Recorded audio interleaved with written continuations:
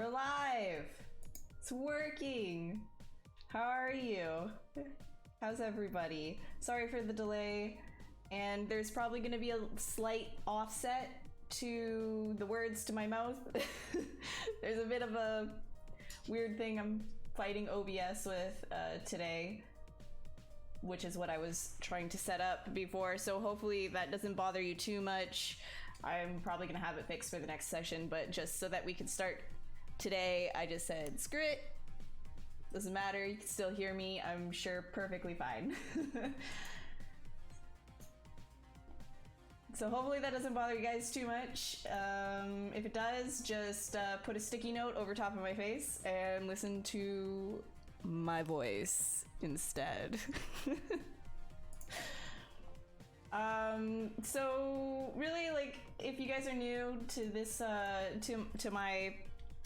to my sessions on the Pixelogic channel, essentially what I do is I just kind of take the sphere that is given right there, the Polymesh 3D sphere, beautiful thing that it is, and I just kind of like smack it around a whole bunch and try and create some kind of an interesting shape, form, anything really that I can then see a direction to go with, and I just kind of create some kind of a creature or character based on whatever mess that I make at the very beginning. So I'm looking for big shapes and structures, and I just kind of go from there. I don't have any references or prior ideas when I'm coming into these things. It's really just a freeform session to just have fun. That's really all it is. So as you guys are filtering in, yes, I do realize that there is an off sync from my video to the audio. I apologize about that. I'll get that fixed for the next section, or the next session, sorry. But for today, bear with it. I apologize. This is a new PC. I had to reset up everything. I'm a million miles an hour, so we're just gonna have to deal with it.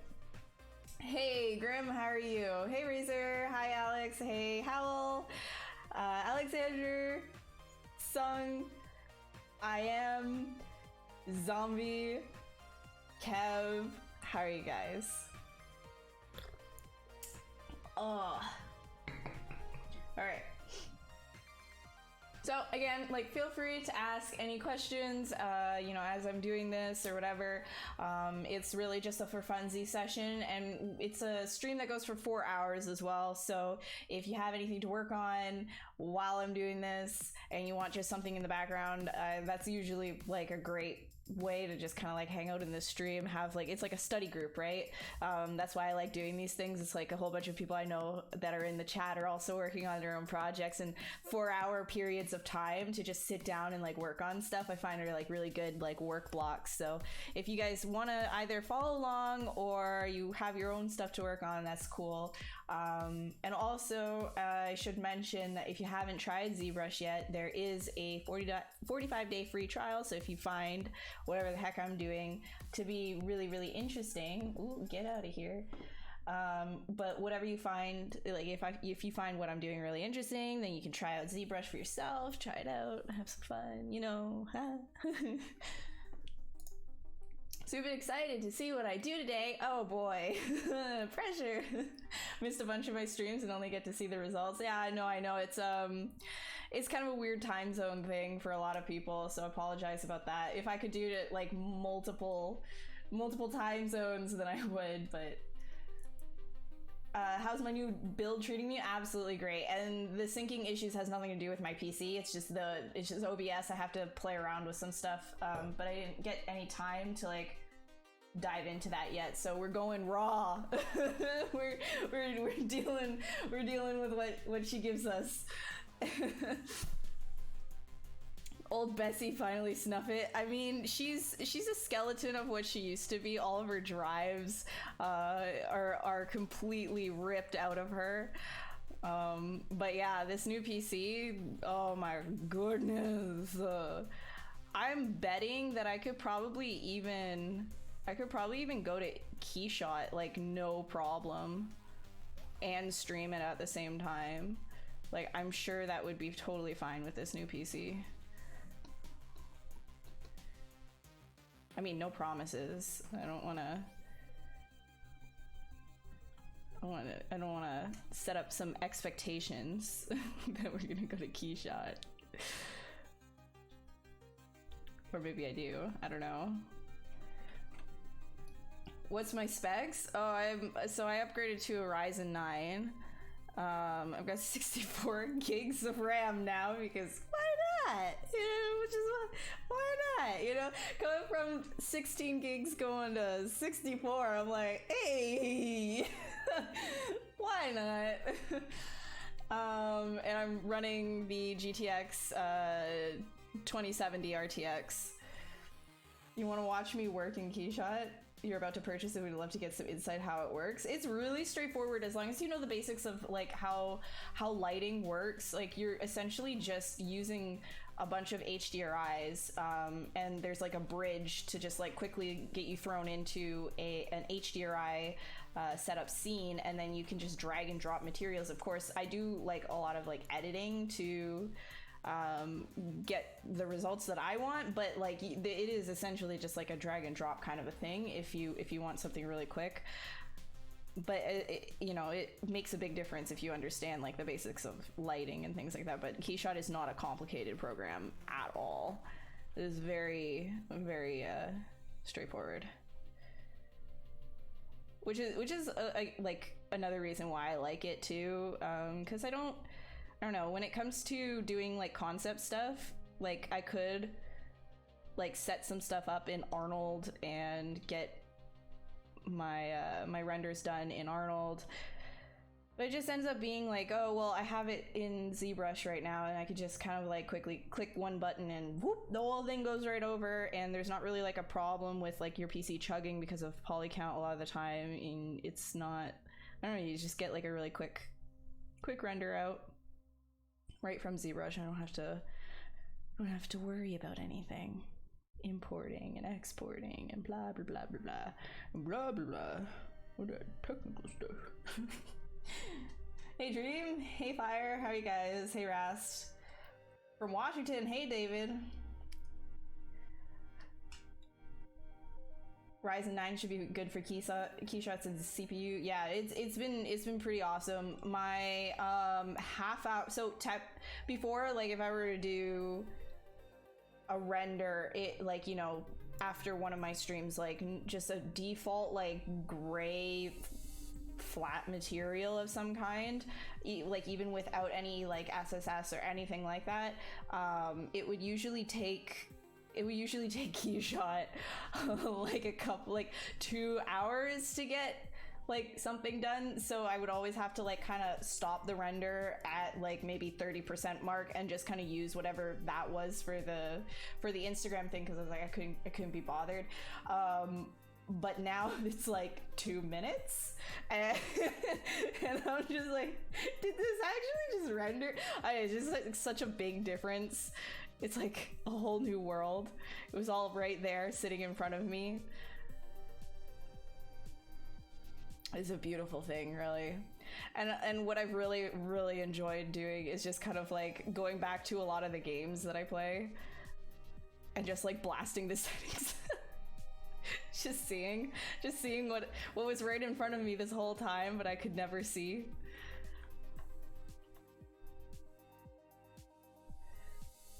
A whole new world. Wait, no, don't want to get copy strike. Kip strike. Skyrim with 8K textures mod. I feel like even with a Beast PC, that would probably, just because Skyrim itself is not like super well optimized. Hey Predrag, how are you? You're new to ZBrush. How should you start? So if you're new to ZBrush, there's like a couple of ways that you could start getting into the program. Pablo, who also streams on this channel, actually has, I think, UIs. Maybe I'm mistaken, but he has different UIs that might help you if you're just starting out. Maybe that's actually Shane Olson. He might also have some really good beginner materials. If you're just getting into this program though, I would recommend looking up zclassroom.com. Here. Boo, boo. Does that even go? Is it going to? Yeah, it is. Okay, there we go. Yeah, so check that out. Wait, does it redirect? Is it redirecting? Not. What the heck? Why? Wait, hold on. Let me re-paste that because for whatever reason the Z Classroom one it needs the Pixologic in front of it. My apologies. There we go. But that'll give you like a lot of great tutorials from Pixologic themselves. That should help you out a lot. The magic of the internet, I know. All right. All right, let's, what are we doing with this guy? I don't really know. What am I doing? What am I doing with him? I don't like this duck build thing that's going on here. I think I kind of want to,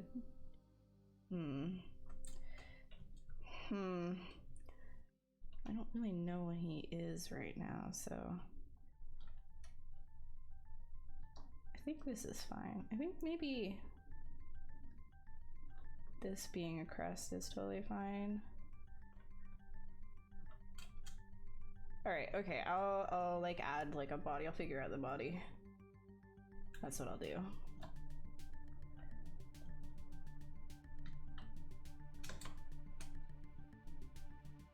Like it's actually really insane. So I always thought before on my old PC that everything was like pretty smooth when I just kind of like brought in a new object and stuff. It's because like that's all I knew.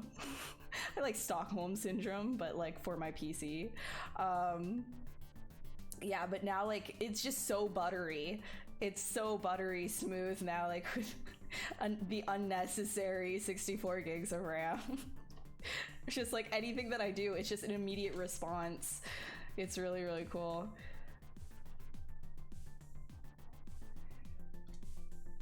I'm easy to understand. Oh, that's great. I'm glad I'm easy to understand because I always feel like, well, maybe my actions are easy to understand, but my, I feel like my voice is, I've got some speech impediments.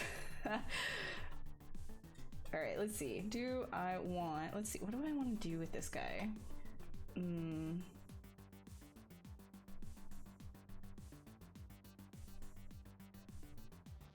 It might be kind of cool if we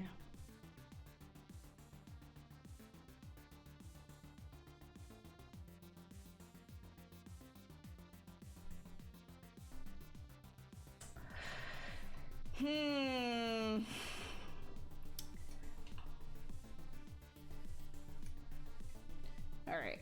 Yeah, let's do some, okay. Because I'm feeling pretty uninspired tonight, and what I do when I feel really uninspired when I'm getting into these kinds of things is I just kind of like start like doing really crazy random shapes, and then maybe out of that something will happen. If not, then whatever. But I find like just kind of masking things off and then pushing and pulling will help you get like some really crazy shapes, and then that can maybe be of assistance. I don't know. But yeah, if I'm feeling like particularly uninspired, this is usually how I handle it.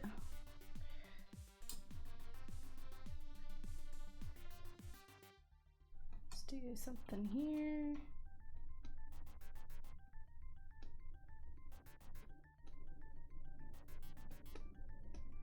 So it can be kind of like, I guess we're gonna go fish. Fish! And then this guy.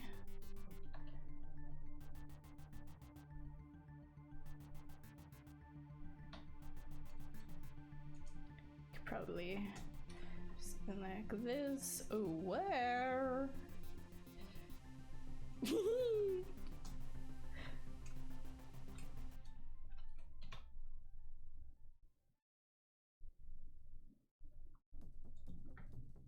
Okay, so we can have like an intake right here.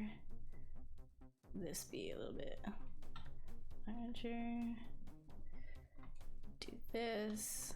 give this a little bit of, ooh, chunky, a little bit too much, because that's adaptive. We don't want it to be adaptive.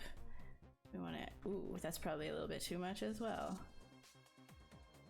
It definitely is too much. Let's do this. Too much, okay, all right. There, that's fine.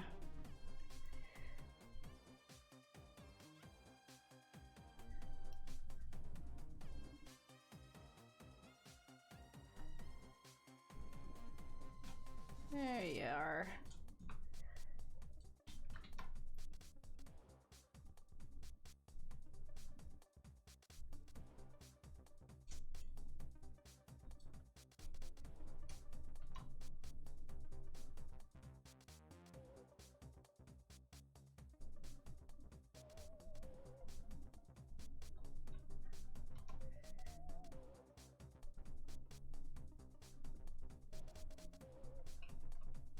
Okay, this thing right here can actually be intake.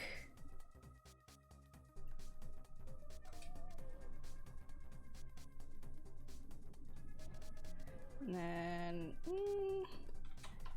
yeah, let's do more like that. Like that.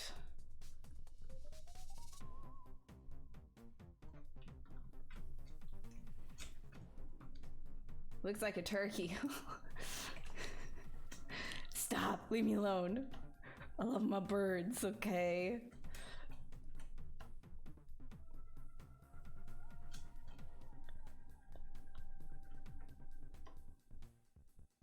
Okay, I want a little bit more of some shape going on here. Probably take this, do something more like this.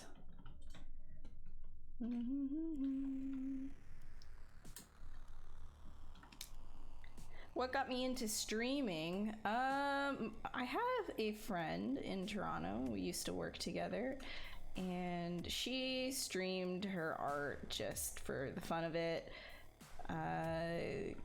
After work every day, and she was like, oh my gosh, you should try it, and I was like, oh my gosh, okay, I will. And then we like streamed together for a while, and it was really fun, and then it just kind of like took off after that. I didn't expect it to, but it seemed like a lot of people enjoyed it, and so I was like, oh, okay. And then Pixelogic started their streaming thing, and I was all like, ooh, I'll try that, and then here I am. I'm really good at telling stories. Very, very good at telling stories.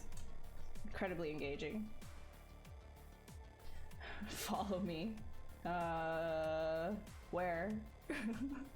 Where do you want me to follow you to? Where are you going? How do I do, Day in the Sky? I'm doing good. How are you? You can go HD now, I know.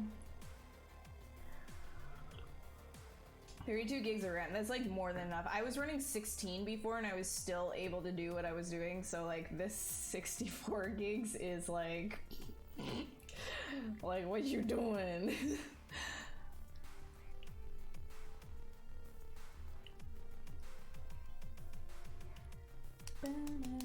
Bird is the word. What got me into birds? I've always loved birds. They are the descendants of dinosaurs, so I love dinosaurs. Dinosaurs got me into birds, guys.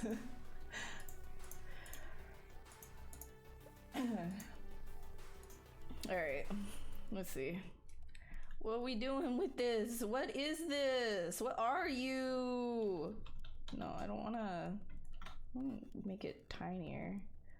Oh, child. What is this abomination? What are we doing? I gotta establish something here. Gotta do something. Let's play with these shapes. Let's like do something with the shapes first, and then I'll figure out what it is. Gotta do something interesting here. Alright, and then like, what if like off of the side? Question mark.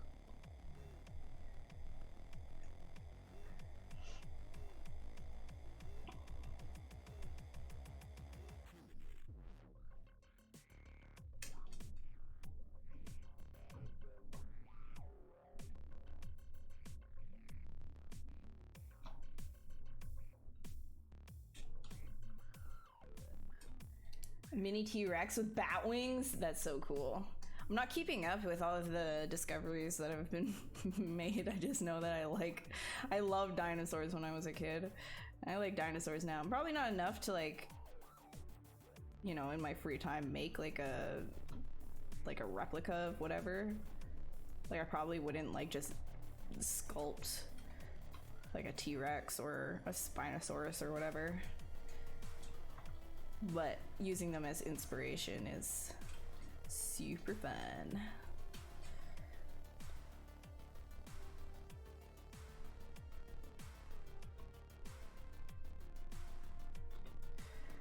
Okay. Okay, it's becoming something.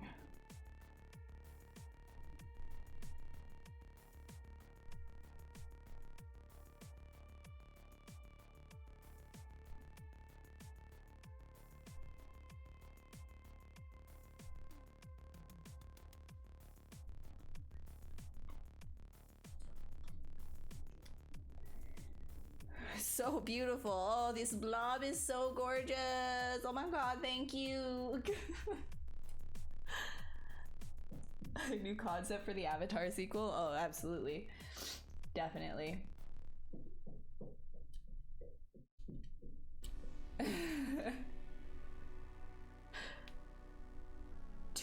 There's a 2-foot dragonfly? 2 foot. Oh my gosh. Bro, the name of my new PC is something like a collection of letters and numbers desktop.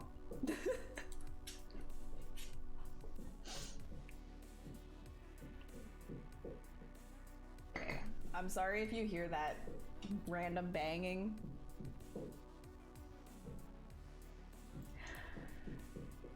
I really don't know what it is, and I'm sorry.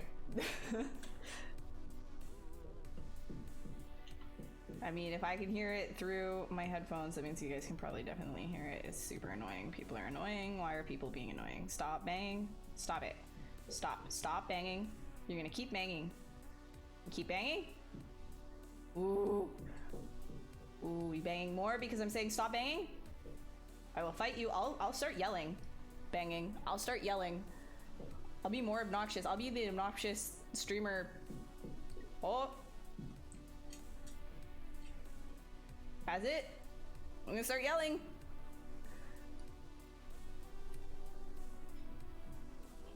Fight you. Banging. Ooh. But there's probably like a child or something.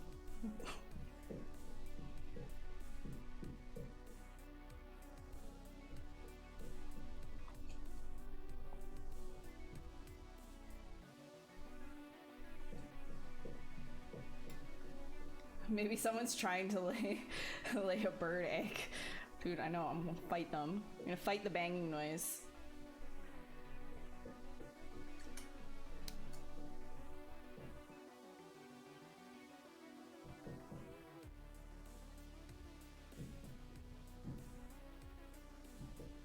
Why you gotta be like this? Stop! Oh my god!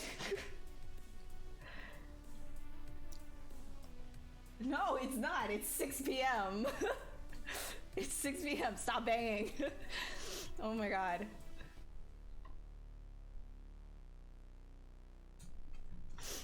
Whatever. So just another thing you guys gotta deal with.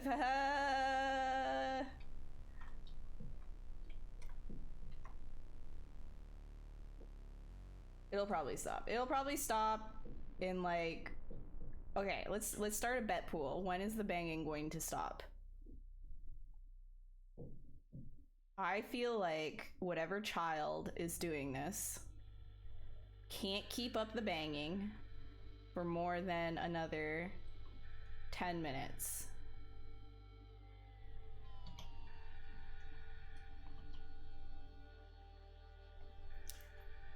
Okay, I already lost, but they stopped banging. All right, cool, cool.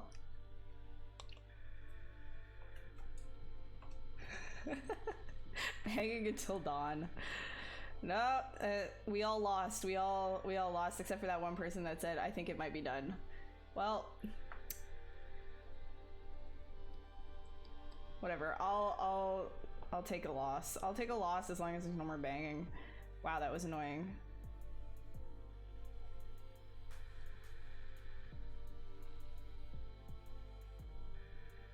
Why you gotta be this way?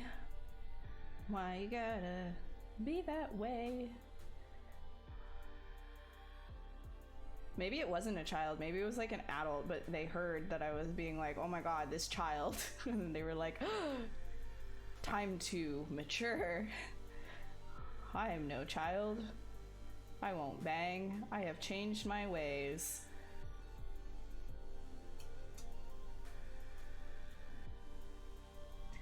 Can you just imagine how great of a world it would be if it was that easy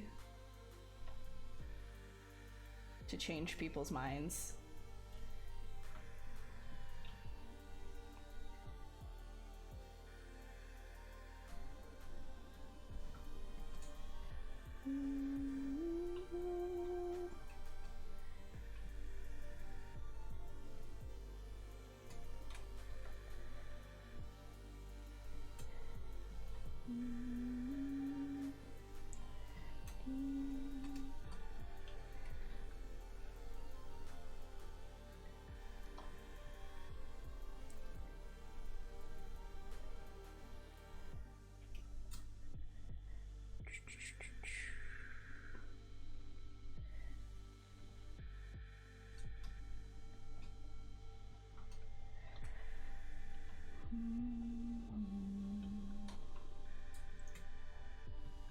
Alright, we getting somewhere. We're getting somewhere with this turkey fish. Turkey fish.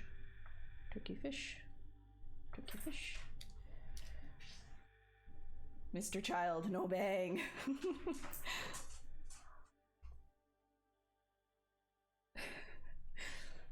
That was under a minute, no stamina. I know, the child has like literally no arm power. No arm power at all. You just bag your noisy neighbors? You bag them? Bro, I think somebody needs to call the cops. Hey Sneak, how are you? Welcome, welcome. I hope you're doing good.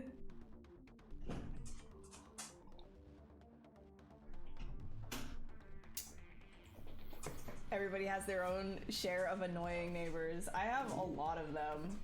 I have a lot of annoying, like I feel like I'm not as like annoyed by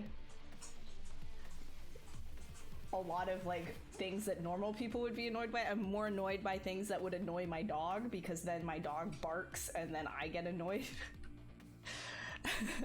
So like, you know, neighbors with dogs who just kind of, they just let them go. Like they don't try to train them or counter condition them to like outside stimulus. So they're just kind of like barking nonstop all day. Annoys me. I don't mind dog barking because dogs bark, that's what they do.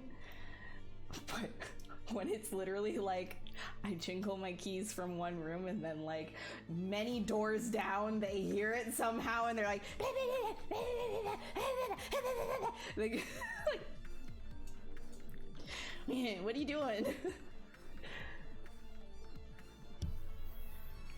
Is that a good book to learn? I have no idea. I don't know. I don't know all of. I feel like that's out of date, Ibrahim, because 4R7, like what we're on right now is ZBrush 2019. So that's ZBrush 4R7. It's an out of date version. I'd say if you want to learn how to do ZBrush stuff or use the tools, just go onto pixelogic.com/z-classroom. Did I upgrade my sound setup? I mean, no, like I still have the same microphone, but I do have a new motherboard, right? So maybe because the audio board is better, maybe. But I also have a compressor. Like before I started this stream, I started playing around with like the compressor, like audio compression, and I was playing around with like noise suppression. But I mean, it's still like I'm using the music right now to suppress a lot of that stuff that kind of like hovers around the -50 dB range that I can't quite nix without an actual like plugin right now. So if I were to turn the music off, you'd hear a lot of bzzz. All right, okay, let's do.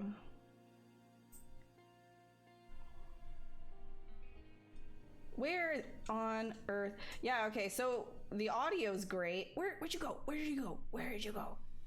The audio is great, sure, but we still have a problem, which is... Okay, am I just... There it is. You little tiny little nub you. But we still have like that OBS issue, which I will be fixing for the next session, is the delay of my audio to voice. So again, apologies for everybody who's coming in that might see the delay. I am aware of it. I'm just not fixing it right now because I'd rather just stream than spend an extra like half hour figuring out exactly where the delay is coming from. So I'll fix it for the next session, but here we are.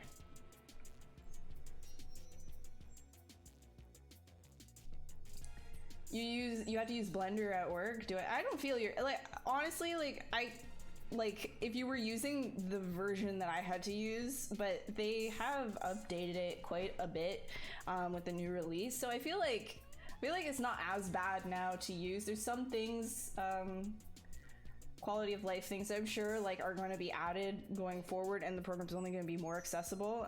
The only thing, if you have to sculpt in it, then I feel kind of bad for you, because ZBrush is still the best sculpting software out there, I'm just saying.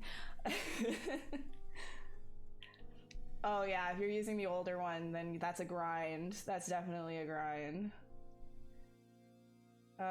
Skinny Turkey Monster, I know. Hi Eric. Hi.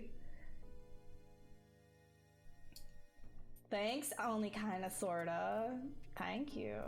Can you link the latest version of the book? I don't have any links to any books. What I was recommending you do is go to this website that I put in the chat, and you can learn ZBrush from there. And it is from the Pixelogic devs themselves, so they know the program pretty well, and they've done a whole bunch of really comprehensive guides to help you get through, you know, the UI down to the, you know, tiny details of the program that you might need. Really, I would say figure out a project you want to do for yourself, right? And then based on that project that you want to do, look up the tools that you need specifically for that project. Don't worry yourself about learning the entire program. It's not necessary to learn the entire program in one go.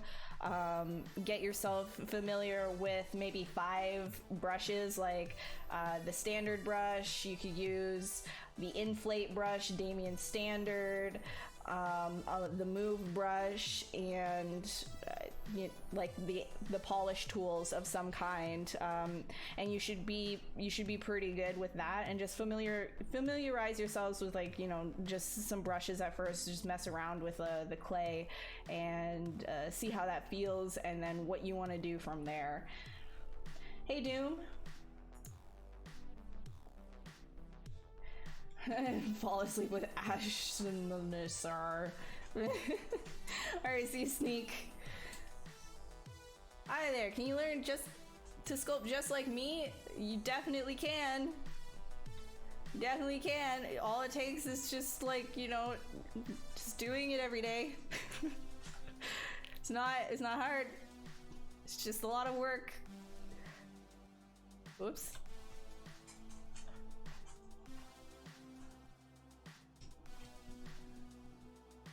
Ooh, actually. I'm gonna probably attach that.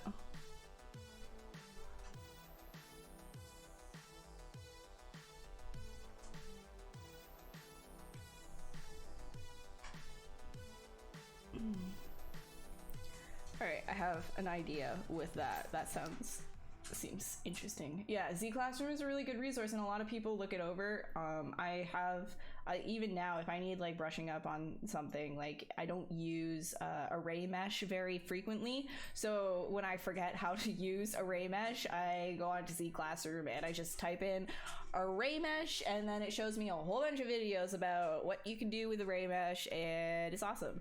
And if there isn't anything there, then I can go onto the YouTube channel, Pixelogic's YouTube channel, and look up their hashtag ZBrush, Ask ZBrush videos. And a lot of the time, if you type in like hashtag Ask ZBrush and then, you know, your subject matter, so like array mesh, you're gonna get like a whole bunch of really great videos answering specific questions that might not be answered inside of Z Classroom that other people would have asked on Twitter or through email or whatever.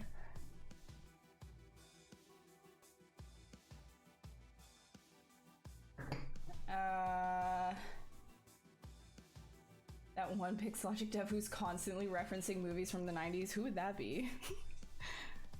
Are you talking about Paul?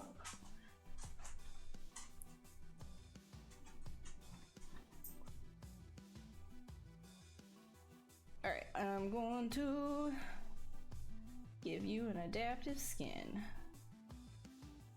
Not preview, make adaptive skin, there we go. Appenderino. Every single time I see the word append, I think of appendicitis and I start getting really like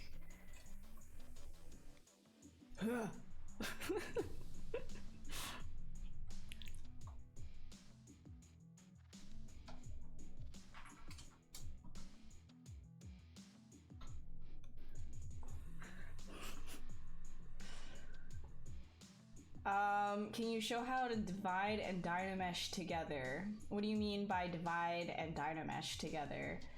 Like,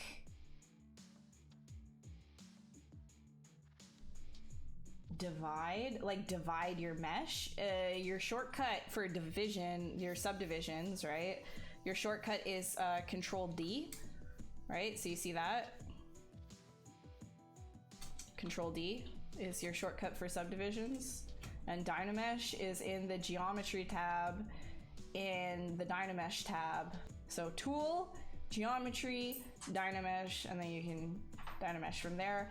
However, if you want like specific instructions on how to use these tools, like in these sessions, I'm not really gonna like, you know, because there's so many different types of people watching and different skill levels, I don't think that it's like, I'm not gonna like walk step by step on like the ZBrush Basics 101 kind of thing. So if I were you, I would go on to zclassroom.com and type in Dynamesh, and then you can figure out how to exactly like use the Dynamesh functions without making everybody kind of like sit through that.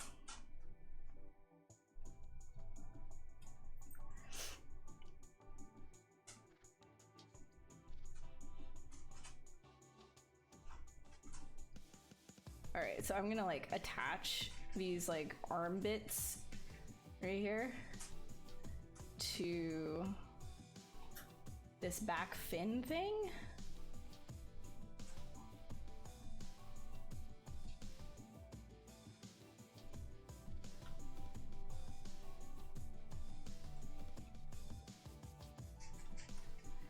I think,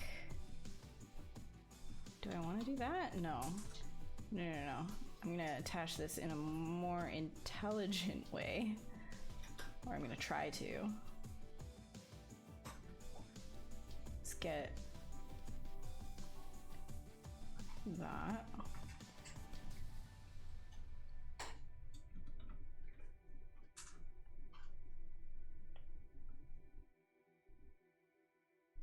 but then like also like I don't want it to, like I want it to be attached, but I also want it to kind of like be like fluttery through it, I think.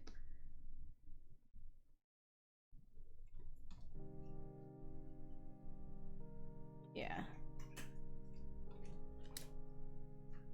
Michael Pavlovich, yeah, he's really great too. Good resource. Some other good resources for learning ZBrush. Well, like, you know, I've been touting Z Classroom, but there's also ZBrush guides by Pablo, who streams here as well. Michael Pavlovich, as it was said in the chat, he's really amazing. Then there's also flipped normals. They're really great at, you know, breaking down the mentalities that you need while getting into art as well. So it's not just a, like, you know, technical how-to, but they talk more about the mindset that you need to have when you're getting into these things. And in my opinion, it's like a really nice kind of way to look at things because they focus on the theory. So you can check that out. Flip normals as well as ZBrush Guides, Z Classroom, Michael Pavlovich. These are all people that I can vouch for because I've checked out all of their stuff and they are amazing, and go and check them out. Yes.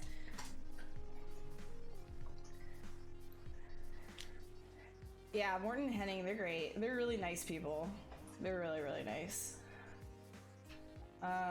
Excited to see more ZBrush artists on Twitch with ZBrush. Yeah, no, I know. So this entire channel here, the Pixelogic channel, full of ZBrush artists. So definitely give it a follow. I'm not, like, this is not my channel, obviously.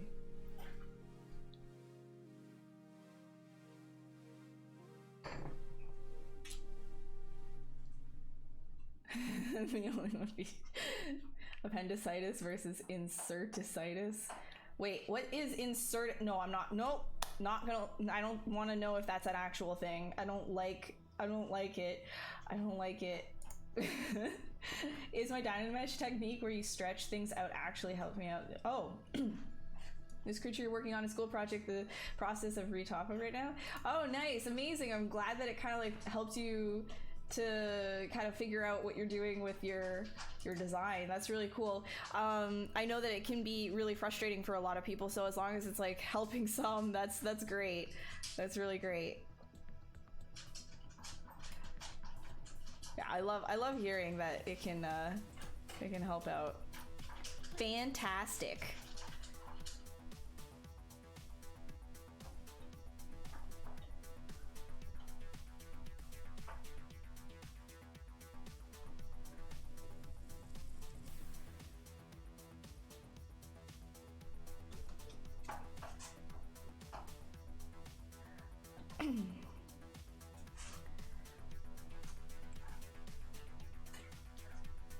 What's it called when you drop a sphere onto your sculpt and then you can immediately blend the two subtools together? You've seen this tons of times in videos, but you can never figure it out. Are you talking about IMMs? So is this what you're talking about? Here, let me see. IMM, primitive, here's a sphere. Oh, this is the half one, my bad.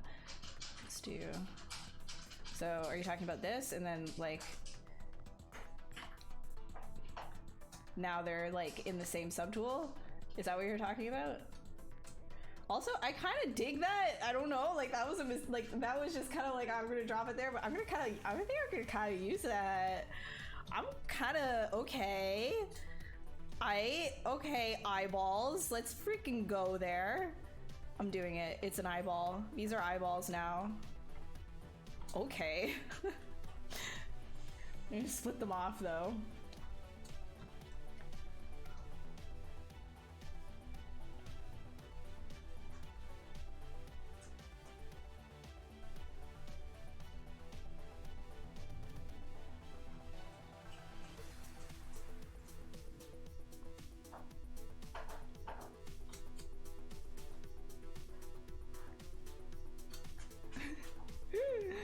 Oh man, that looks like such a stupid face. I love it. I love it so much. Hold on, maybe not eyeballs, maybe like more intakes. Hold on, let me try something.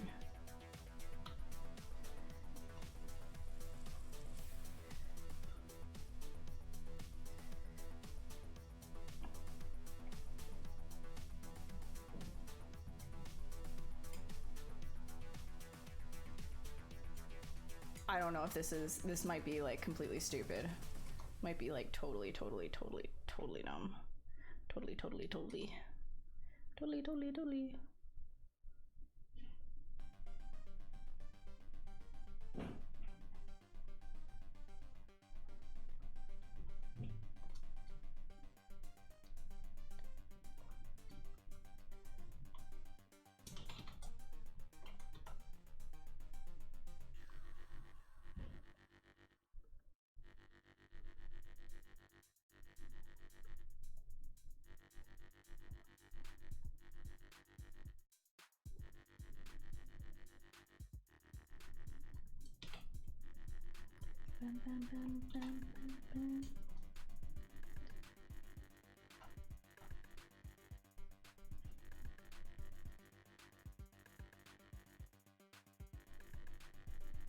Okay, I'm not gonna have this then if I'm doing that, because I gotta get rid of that like dirt face looking thing.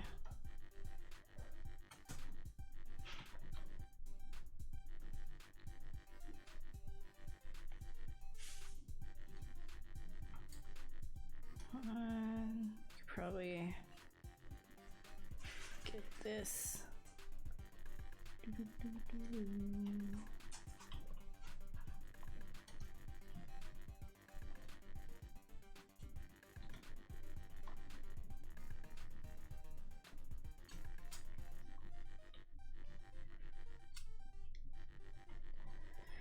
Could be interesting.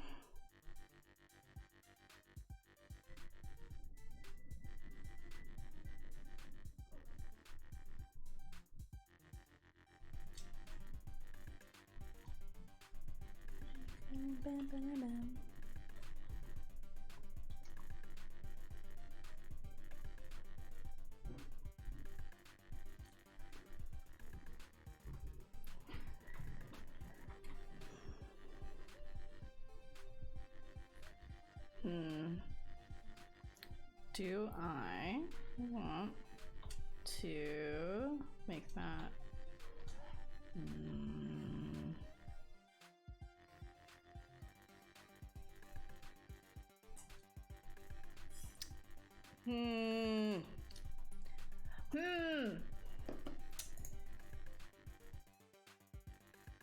The CEO, definitely. Did I hear that NASA found a planet with liquid water about 111 light years away? I feel like they're finding... Oh, okay, also that isn't something that they can like... I didn't hear about that specific planet, okay? But I also know that if it's that far away, they can't conclusively say that it is water. However, they can easily say that it is likely to be water. Also, just because something has water on it doesn't mean that it is habitable by life or that it has life. Because even the moon has frozen water on it. Yes, liquid or frozen actual water in the dark shaded parts of a lot of craters. There's also a lot of water on Mars as well. So it's not like it's a super uncommon thing. Like there's probably water a lot out there. However, having the conditions to be exactly right to form life, that's what will get people really excited. So when they say there's potentially water on a planet, and then that it's also in the, in quotes, Goldilocks zone of the star that it is rotating around, orbiting around, then that's when it's just like, isn't that kind of fun, right? Because then you're like, oh, okay, maybe there's something there, because that means that it could actually, the conditions could be just right on that planet to host living things. Like, you know, even if there's water, if the atmosphere of the planet isn't good, then nothing's gonna live in that water, even if it's liquid. So it's gotta be cool. And I also feel like the Goldilocks zone, like, it's kind of like a rough estimate too, because I feel like there's probably some kind of life form that can exist in really cold temperatures. Like, we've seen frogs that are able to go into hibernation. Their entire bodies just go into this sort of like cryogenic sleep status, and they just freeze. And then, like, they, you know, when the spring thaw comes, they just completely become alive again. But their heartbeat stops, everything stops. So it's just kind of like really crazy to see all of these kinds of things happen on Earth. So it's just like, well, what we see here, and we're still discovering new things, and you know, creatures that can even live in areas that we thought before were uninhabitable, like near CO2 vents that are extremely hot. There's still like microbacterial life that lives there that we previously thought is like not possible, you know, near volcanoes and things. And it's interesting because that kind of like opens up your mind, being like, well, maybe there are things that are defying what we know out there, and maybe outside of Goldilocks zones, right? Who knows? Who knows?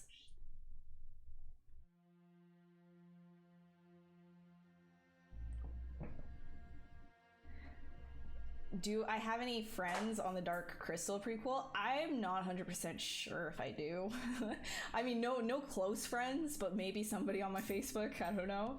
I haven't watched it yet.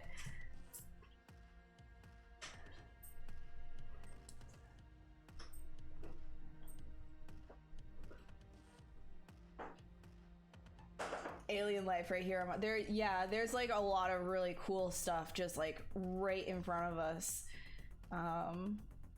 Deep sea stuff is just absolutely nutty. Totally nutty. You look at anything deep sea and you're like, that is here on Earth. It's insane.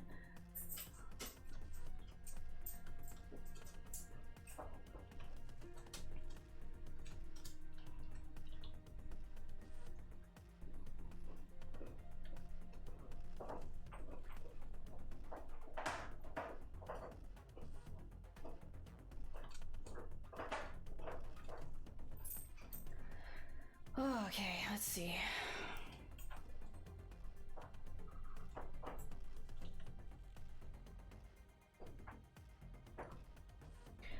Oh yeah, there's so much in the ocean. There's so much. Do you think Archaea come from meteorites? I mean, like, whatever I think doesn't really matter, because I'm not really an expert in any of these fields. I have a passion about reading about it, and I think that it's highly likely that a lot of these things came, you know, there probably is life that came from meteorites. There probably are different types of microbacteria that have come from meteorites at some point in time. The planet has been hit by a ton of different rocks, right? So it's possible, but at the same time, you think about how hot that rock gets when it's coming into the planet, and it's like, okay, so this microbacteria, if it is coming on a meteorite, would have to first be able to sustain itself in deep space for however long that it was out there, and then at the same time survive the impact and survive the entry to the atmosphere. So it would just get like really hot. So it's like, I don't know. Like, I'm not an expert in these fields, but these are all things to consider when thinking, like, could something come from a meteorite, right? Or do conditions have to be just right on its specific planet for life to form, etc.? So it's interesting stuff, but I can't answer.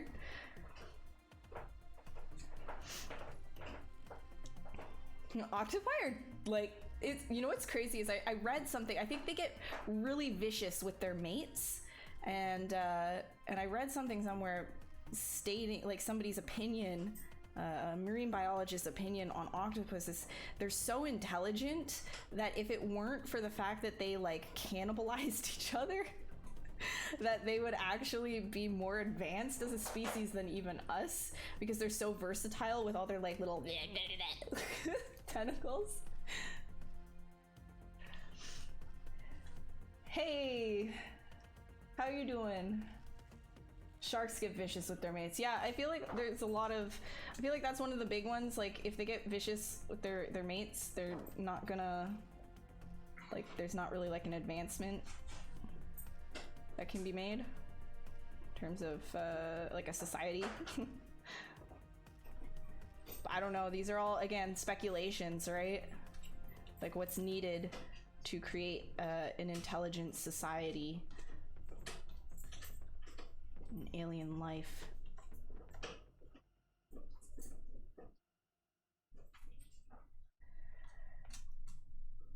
Oh, man.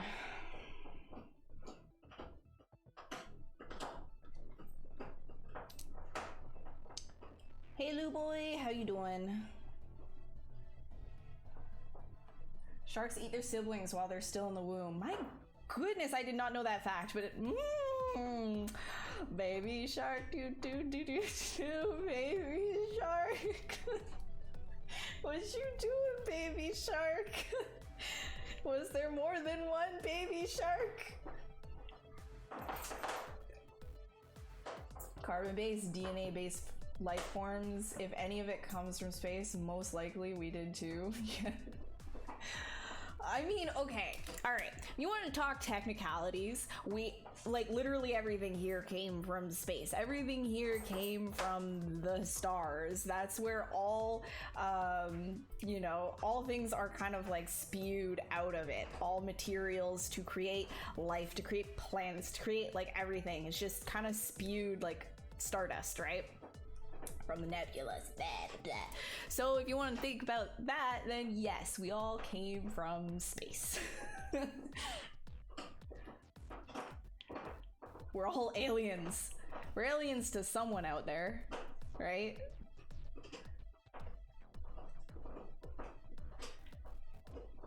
All right, okay. What am I doing with this thing? What am I doing with this thing? I think this just needs to be like longer. Actually, I want to grab the entirety of this guy and just, there we go.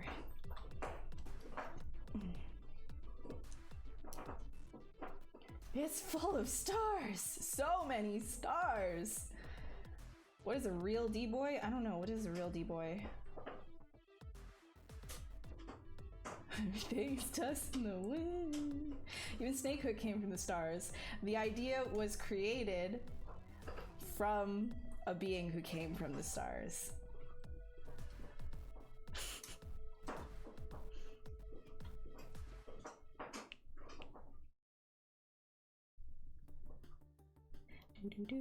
Yes! And as we talk about the stars, the Mass Effect song comes on. Ah, full circle. Feels complete. Feels good. The banging resumes. Oh, that's just that one. Monty. Oh, that's a good boy. Yes.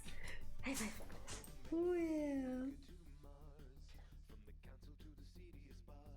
Even the all-knowing God that is Red Wax came from the stars. Red Wax is the devil, actually. So it didn't come from the stars. It's the only thing that didn't come from the stars. It is awful. And it doesn't belong. We talked to Neil deGrasse Tyson about it. Dude, no. Oh god, Neil deGrasse Tyson. So, like, the guy's smart, but he's also, like, I feel like a bit of a, like, he's got to know everything. And I feel like if you ever got a chance to talk to him, you wouldn't be talking to him, he would be talking at you. And that's like really like super frustrating for any kind of a conversation. Oh my god.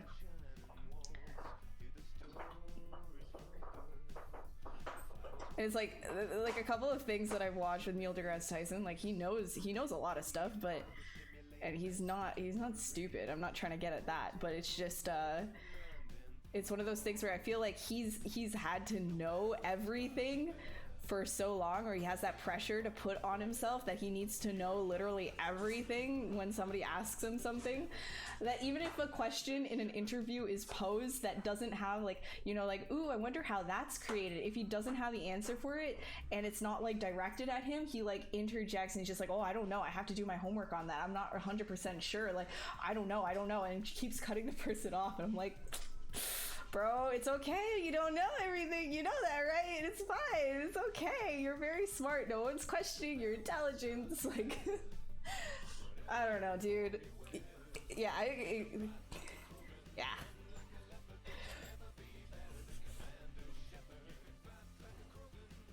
The dog betrayed me. How do you betray me? How do you betray me? He never betrays me. He will watch some streams with him. He likes to talk over people. Yeah, I know. That's the thing. Like he, yeah. Yeah, it's not a discussion with him. It's like he would rather just kind of like talk, and he goes on tangents, and he's just like, oh, you want to get your mind blown? Okay, now let me blow your mind again. Okay, let me blow your mind again. Are you following me? Am I going too fast? I'm like, okay, all right, dude. Like, you're so passionate, and that's amazing. It's amazing to be that passionate, but like, bro, it's supposed to be a conversation. Like, there's other people like here, like they want to talk too. It's okay if you don't know everything. It's okay if you're not talking 24/7. Yeah. What am I doing with this? Do I like that, or do I want this to be bigger? I think I want this to be bigger. I gotta figure out what I'm doing with this one right here.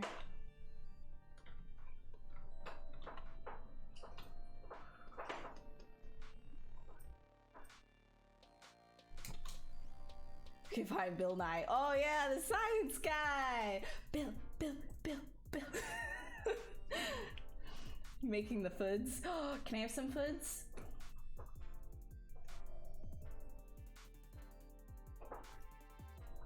The gaping hole in the back looks kind of interesting, very techy. Yeah, I know it, but this is not like an actual hole. It's just sort of like a, like if I were to like smooth the geo, it's just sort of like an artifact of the viewport. But it, yeah, I do really like that as well. Maybe like carving out, doing some Boolean work would be kind of neat. Actually, let's do more like this.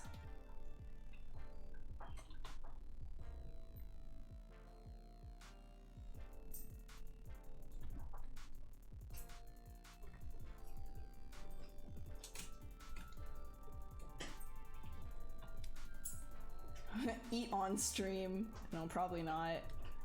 I'll probably just take a break and just like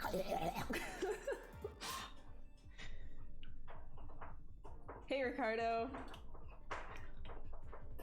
Commander Shepard karaoke time. Darn, I missed it. I just started talking about Neil deGrasse Tyson.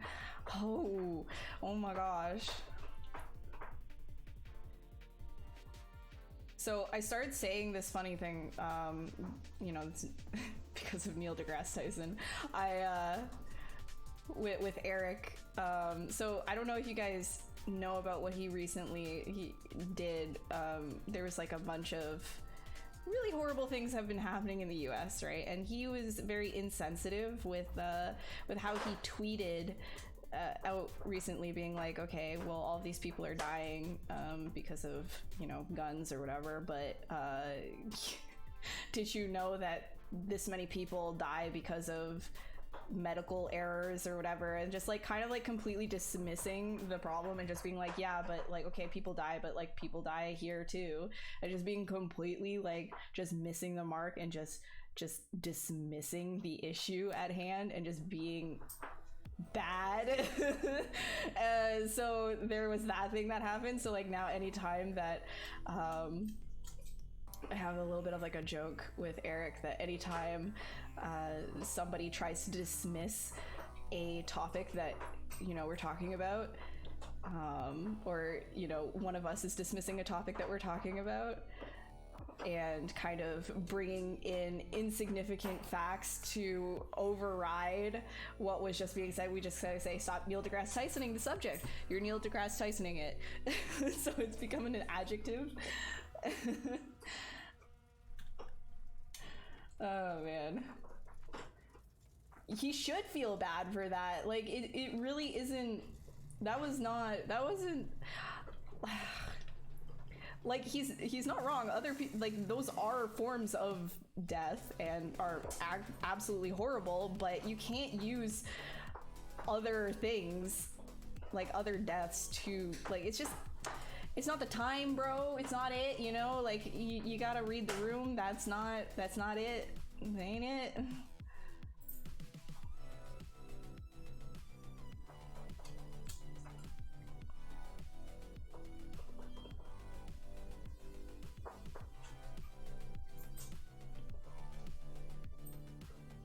Thank you, Victor!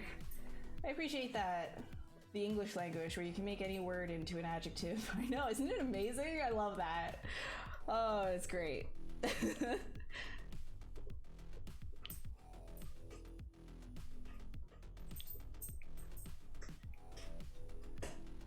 My favorite adjective is to yeet.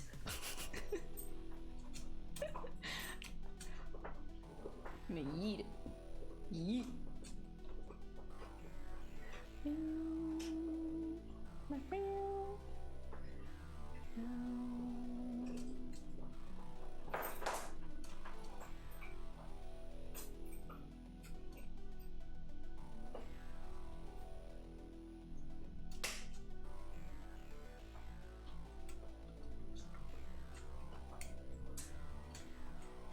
You really waffled that up, didn't you? See, isn't that amazing? Because I'm like, oh yeah, I can understand what you're saying. Even though it doesn't make any sense.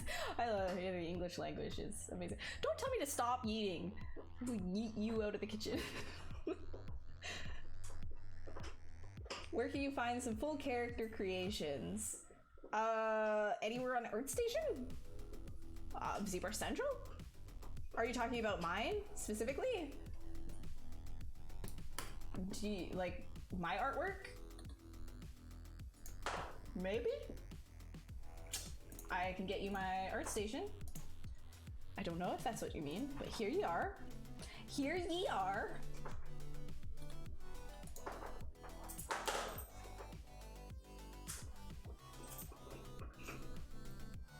Bum, bum, bum, bum.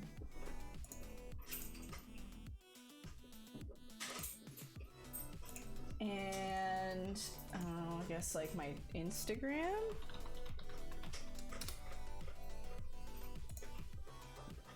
Hello? There we go. Here you go. And look at those. Look at them. Look at them. Okay. You can also just add nano to anything to make it high tech, or just like call it like something something quantum, or quantum something something. Like you can have a cooking pan, or you can have a quantum cooking pan. Right? You can have quantum lipstick. You can have telephone, or quantum telephone. You could have water bottle. You have quantum nano water bottle.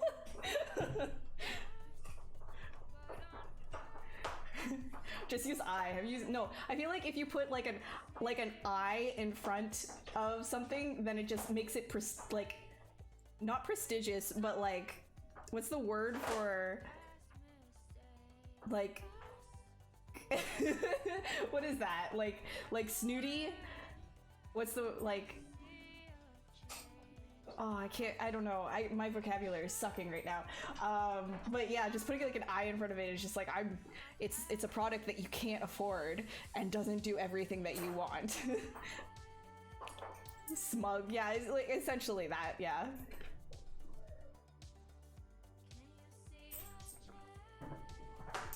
I smug.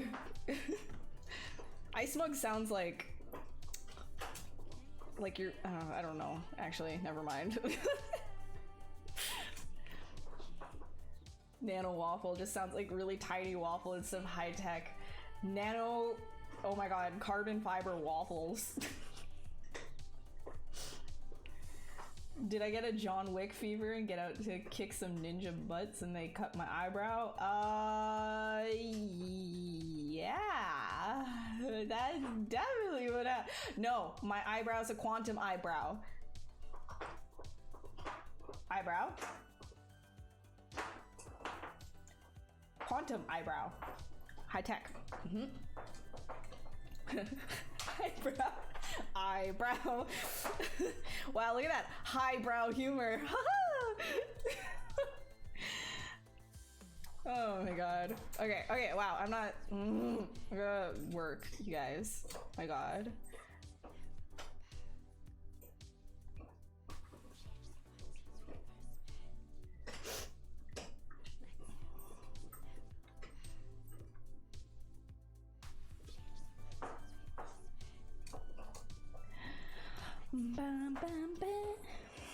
I think I'm going to suck his gut in.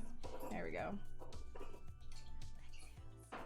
But then also push it out at the same time. I just want to simplify that shape because that was like, we want a little bit, something more, I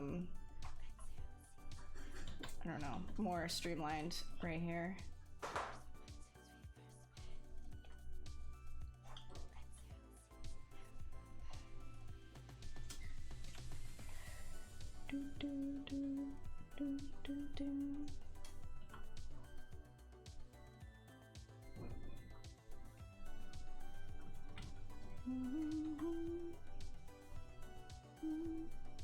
We're on a roll today, aren't we?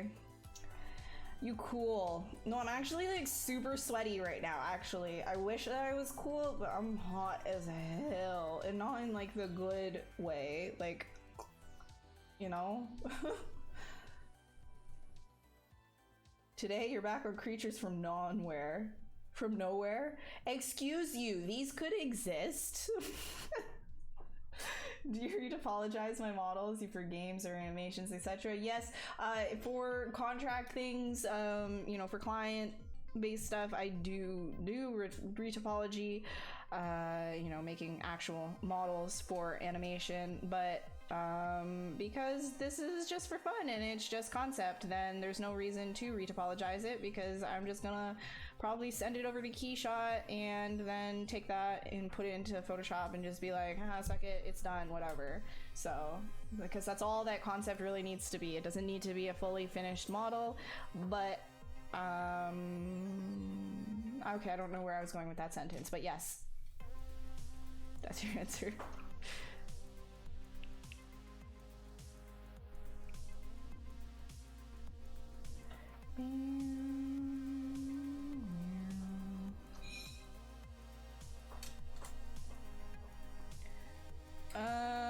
Let's see. What can we do here?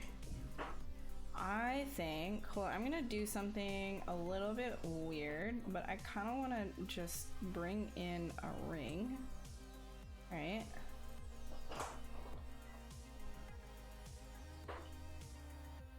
Like this. Like this. Right? And I'm gonna go down to my deformation and no, inflate balloon. Ooh, ooh, ooh. No. Ooh.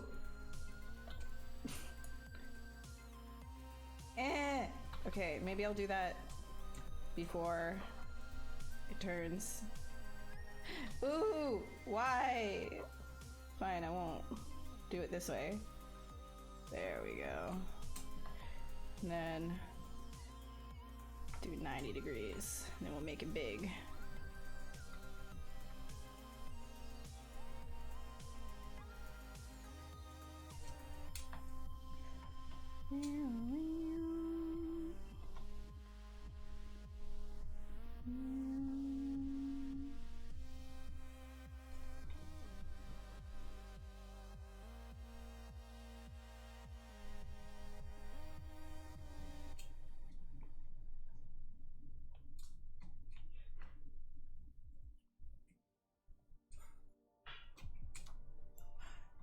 I'm smart. Aww. Thanks, that's the nicest thing anyone's ever said to me.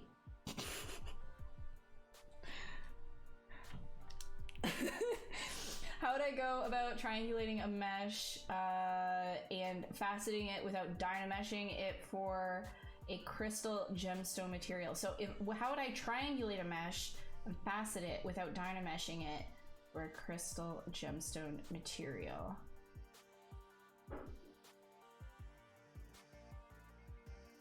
Ooh, this is a big brain moment. Hold on. Somebody just called me smart and I'm like, come on, brain blast. Okay, so you want to triangulate your mesh for a okay, so, well, I mean, you could always just, you don't want to dynamesh at all, because I would, honestly, what I would do is I would just sculpt your gemstone and then retopologize on top of that. You can either retopologize using triangles, you know, from the start, or I'm assuming you want to triangulate it because you're going to be using it in a game engine, or you could just do quads and then do an auto triangulation. It'll just cut everything in half. But yeah, like, yeah, also what they said, you can also use Decimation Master. It'll triangulate everything for you. But yeah, I would, like, I wouldn't be afraid of dynameshing. Unless, like, you already have your model, it's already in quads, for example, and you want to somehow triangulate that, well, then that's easy. Like, there's, like, a bunch of different triangulation algorithms that you can use either inside of ZBrush with something like Decimation Master, or you can do in Maya. It will triangulate it for you as well if you go to mesh and then triangulate, or whatever it is, I can't remember. Yeah. Oh no, I scratched my eyebrow. Oh no. Oh no, it's gone. Food. Okay, yeah, I mean, it's like I need to go take a break right now anyways, so I will be right back in about like 5-6 minutes, something like that, and then we will continue with this. Does that sound like a good idea? You guys can get up and stretch and do whatever, and then we'll continue streaming. Yeah, so I'll be back and stuff. Okay? Wait, here, let me do this.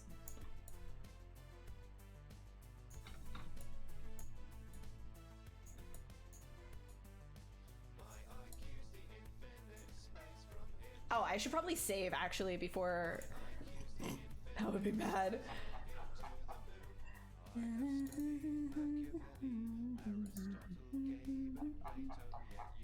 All right, new folder.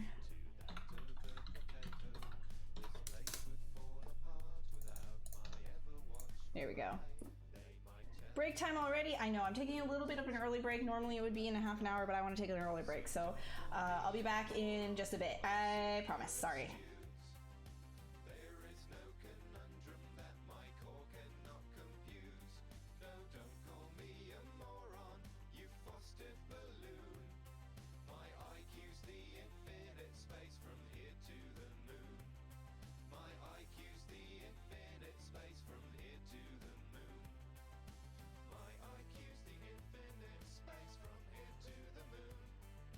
My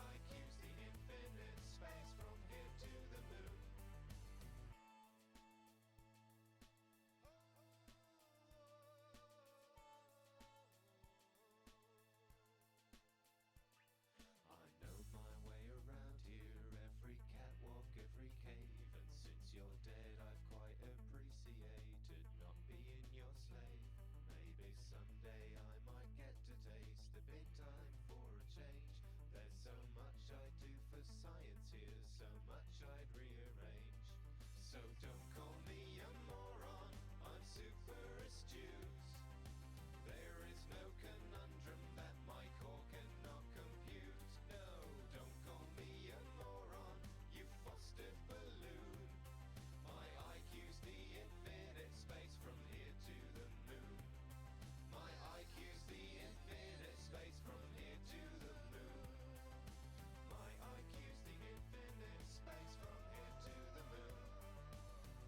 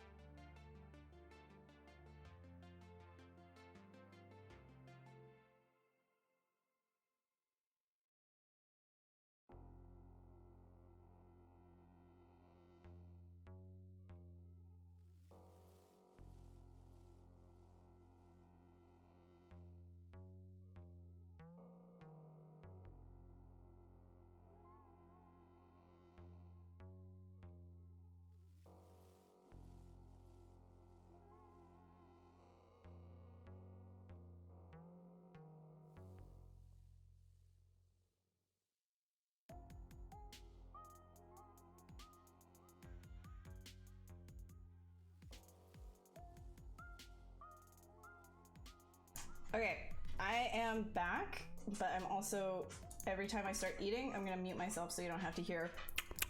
Okay? Sounds good. Yeah. I'm gonna keep working and eating. If you have questions, ask it, and then we'll stop eating and I'll answer. Wow, what a system we have. We're so advanced. Okay.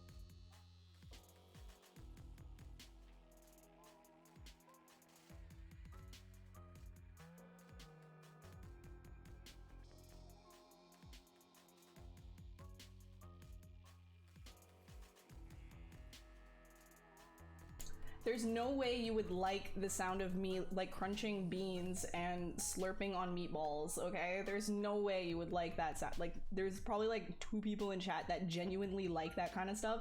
I'm not gonna subject the rest of everybody to nasty slurping noises, mouth noises during this. It's not gonna happen. It's not gonna happen. Maybe it will.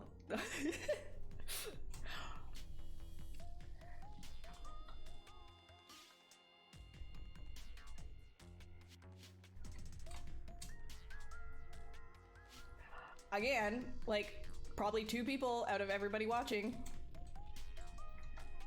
Probably 2 people. I think that's like the magic number, you know? 2.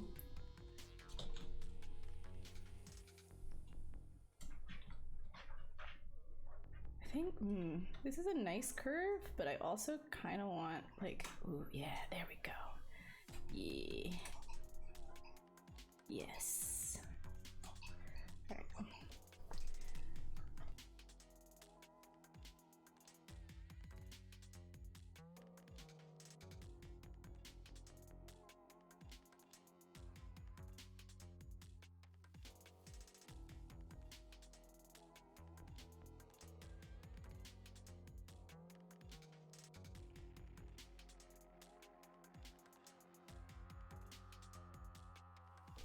I'll just be like Alinity with her spaghetti. Can we copy strike? Ever since that, I was like, wow, I have to be like really, like, I'm never eating on stream. Oh, I never want that to happen. Thank you, Johnny. I appreciate it. Is there a better word than try? Attempt. Sounds better, maybe. Insert biased opinion here. Wait for social confirmation.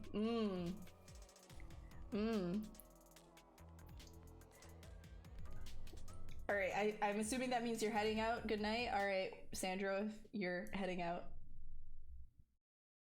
Is there reference or are you going to keep it? Is that for reference or are you going to keep it? I think I'm actually gonna keep this like circle thing. I have to figure out how I'm gonna integrate it. I think this is gonna be more of like a techie piece. I feel like it's gonna kind of be like organic, but also like it's gonna have a bit of like tech. I don't feel like this is gonna be like straight up organic.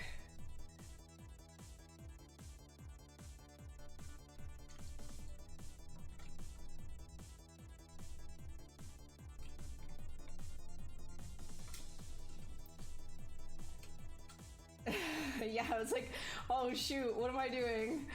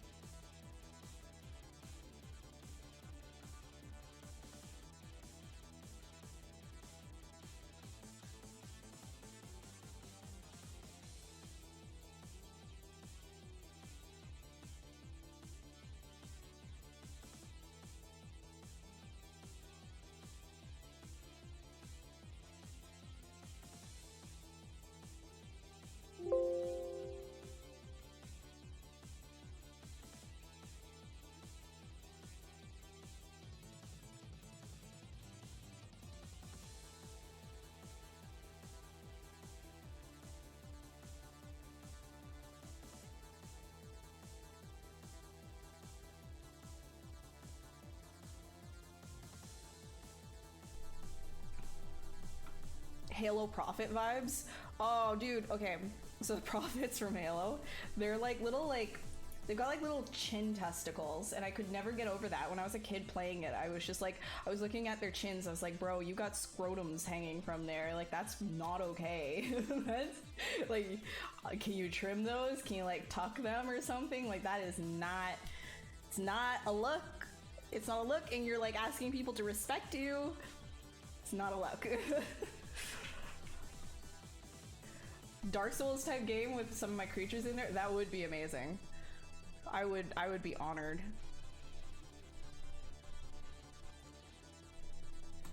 All right, let's see if I can do something kind of interesting here. I want to see if I can grab this. Might be a mess for a little while. That's okay.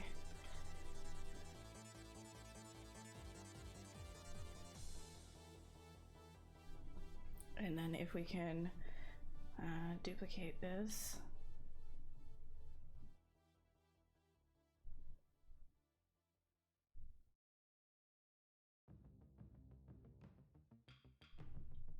Might be neat. That might be neat. Let's try it.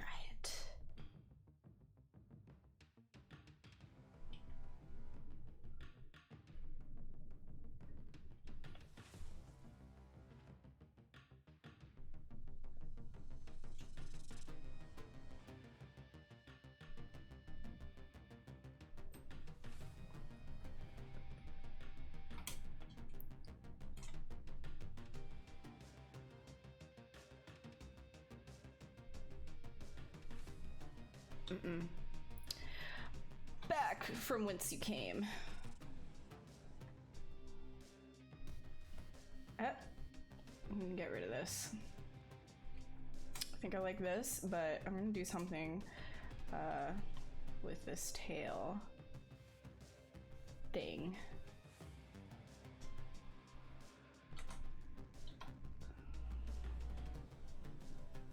I think it just kind of needs to continue with the flow of everything. Right now it wasn't like flowing very well. This, I gotta keep the curves. Yeah, no, this guy.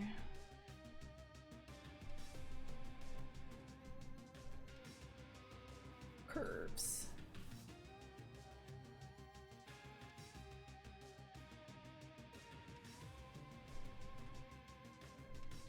Keep the curve. Yeah. New business logo. Hell yeah.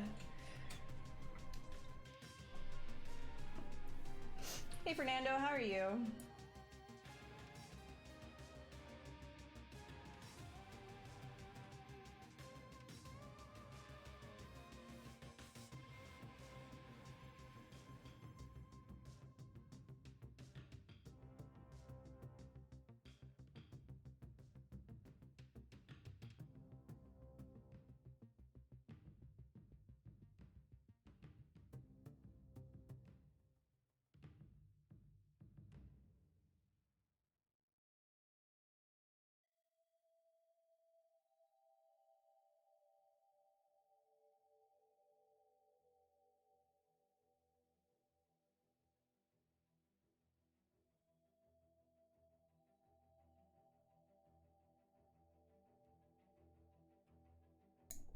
Okay, so we're probably gonna, I kind of want to like start splitting some things off here just so that, oh my god, we're gonna probably run into the same issue that I had before. Well, I'm gonna try it. If it doesn't work, then it doesn't work, but I think we gotta like split some stuff.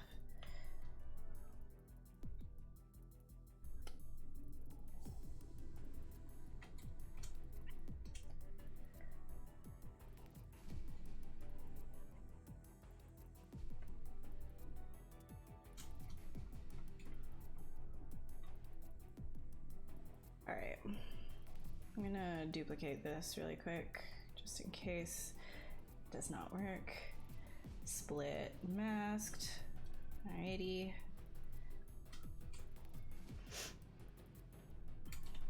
And this guy, let's do like a super low res Dynamesh just to see. Yeah, it's fine.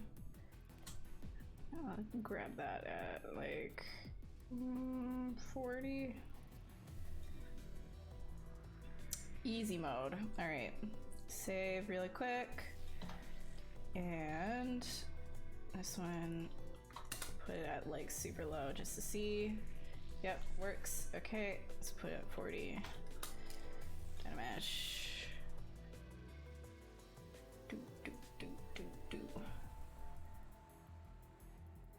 You don't need to fix it though, aesthetic.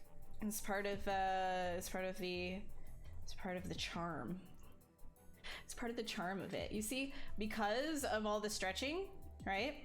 You look at all of like these kind of neat little things that have happened inside of the inside of the Dynamesh, right? All of this stuff, all of these artifacts are gonna help me kind of create an interesting surface pattern. So if you're thinking about it that way, it's not as triggering as you might have it in your head right now. It's pretty useful actually for like a design standpoint. So fret not. You don't need to fix anything.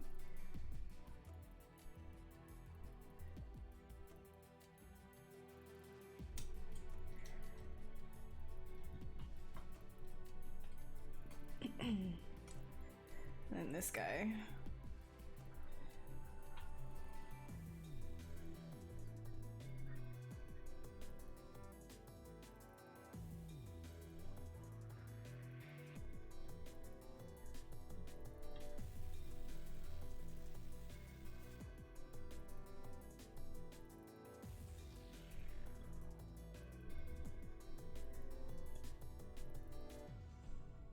Whoops.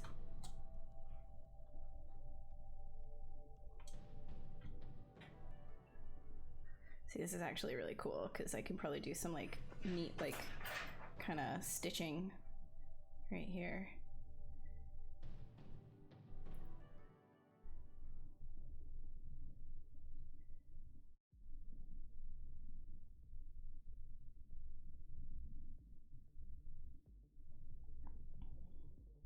Same thing. So where it goes like organic to more like hard surface, get like some stitching in between here.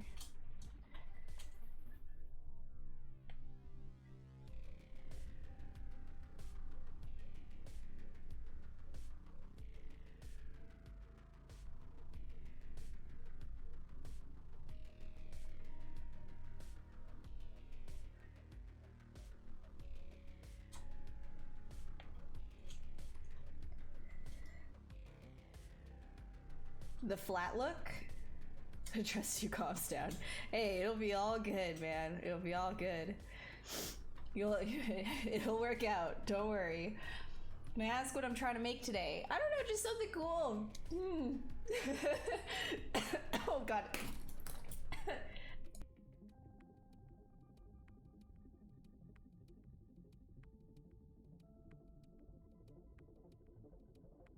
Somebody asks me like what I want to make, I start dying. I don't know. I don't know.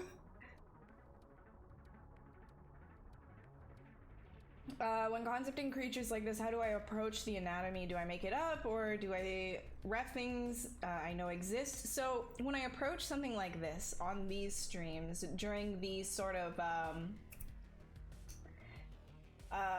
exercises, I want to call it an exercise because this is not necessarily how I would do something for production. Like I might start like this if they have like no idea what they want to do and they're just like, can you just like do some random stuff for us? Then I'd just be like, okay, well then this is kind of like the approach. It's sort of an approach that I would take to a blank canvas, right? A white piece of paper.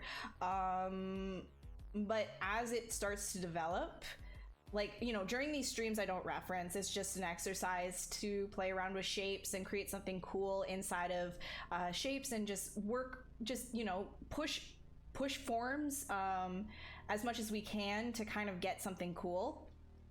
But when it comes to an actual usable design, obviously this would be a lot stronger with reference. So once I actually nail down like what I'm kind of like going for, and I like the shapes and things like that, then when it comes to the anatomy, then I will start to reference to strengthen that kind of stuff and just kind of, make things work better than how I remember them too, right? So I already have a library in my head of a lot of creature anatomy, human anatomy, and things like that. So when it comes to creature creation, I'm pulling from memory a lot of these things and stitching them together, and I'm not holding myself to a reference, and that kind of gives me the freedom to focus on the shapes and not worry about the anatomy right off the bat. However, this only works if you've done a ton of studies, and obviously no matter how studious you are,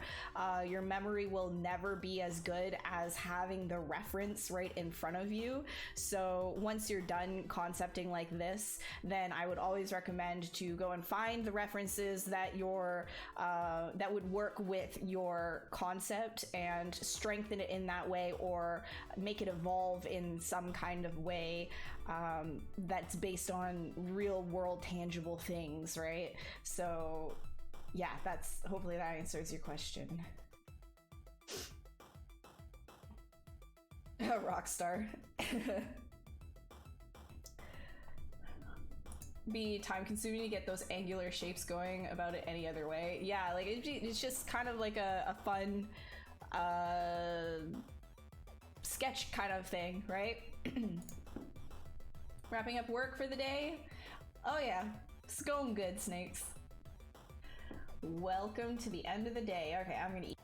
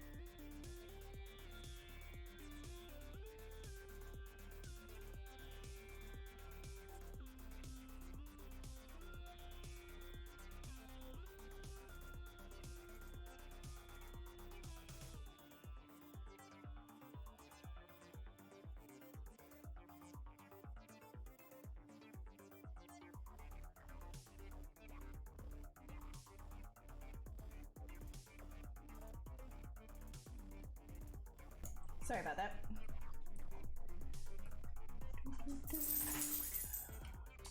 You gotta make the jingle noises so loud as soon as I unmute the mic. My goodness. How can I get more fast in ZBrush? With lots of practice. You can get faster with just lots and lots of practice. That's really just, that's it. You just gotta just practice. Don't worry about your speed when you're starting out. Just work on your artistic fundamentals, work on understanding the program, and everything else should work out after that. You'll just get faster naturally the more you understand the program, right? So there we go. Let's see if I can get some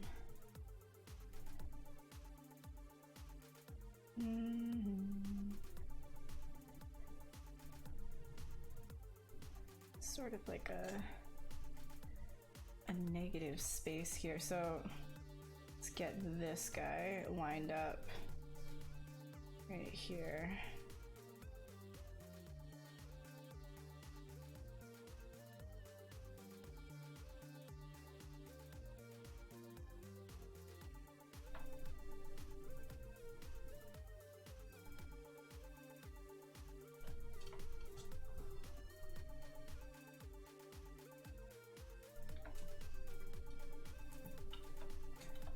And then I'm gonna make that like hairline.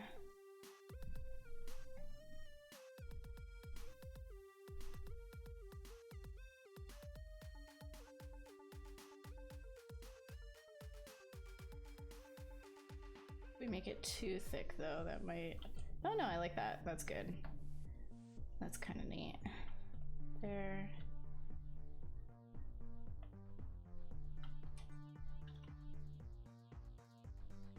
Get that right like this.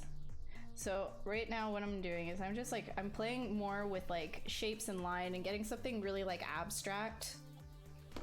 Sometimes it's fun not to just make something that would exist, but more like just make something abstract that looks cool, and that's kind of what we're doing right now. So, I mean, mythical dagger. Oh yeah, actually, yeah, it could kind of be like that, or like a brooch of some kind, like the king's hand.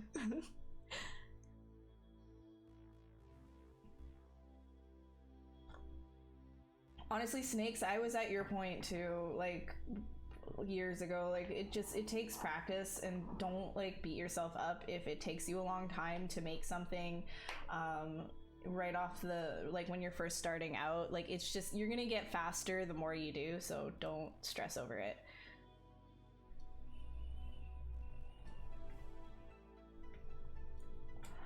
All right. This guy though, maybe I want this to be in here. Or do I? This might want to be here.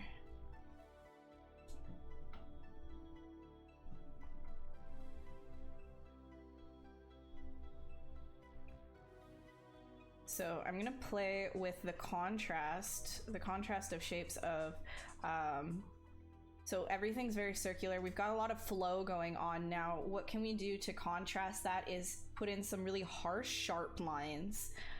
And we can do this with the silhouette and how I've been using the hairline to just kind of like, you know, cut the subject. So you can kind of do the same kind of thing here, is kind of create like a sharp, like boom, you know? Now here, we might want to do the same thing. So it's got that, it's got like that sort of graphical, I don't know, like axe type shape.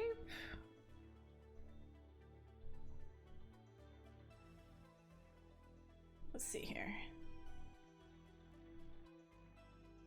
Could use a Boolean for this, but I'm just kind of doing it organically to see if I can get something that looks interesting.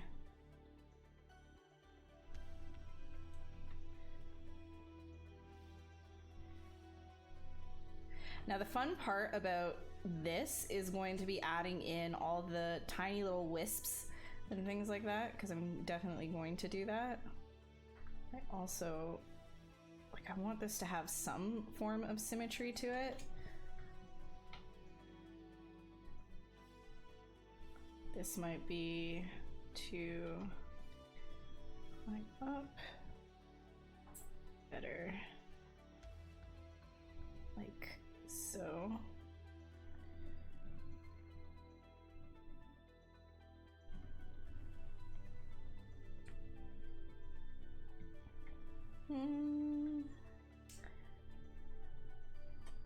Maybe not. Maybe we'll do this.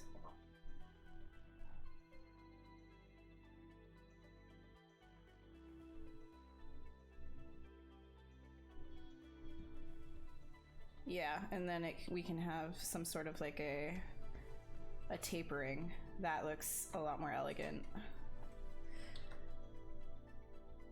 It helps kind of like push your eye. So again, with the tapers, normally when I'm talking about like shapes and how it kind of like leads your eye, having tapers really helps like the speed of which your eye is going to move from piece to piece. So in the larger sections, it's sort of like a break, but as the shape starts to kind of narrow, think about it like a flow of water, right? What happens when you have a big pipe is the flow is steady and it's not stressed, but as that pipe starts to constrict, the pressure is increased, right? So it's kind of the same thing when you're looking at tapers and how fast your eye is going to move on things. So your eye is very slow here, but then as it starts to increase, like, you know, decrease the size, the taper starts to wane off, your eye goes faster. So if you think about the flow of your character like water, it might be a good analogy to kind of help you create something where you can really like play around with these ideas, these tapers and things like that. You don't want to mess around with it. Yeah, I don't know. I don't really know what it is. It's more of like an abstract kind of thing today, but hey, whatever. If you don't want to mess with it, I don't blame you. I'm gonna eat.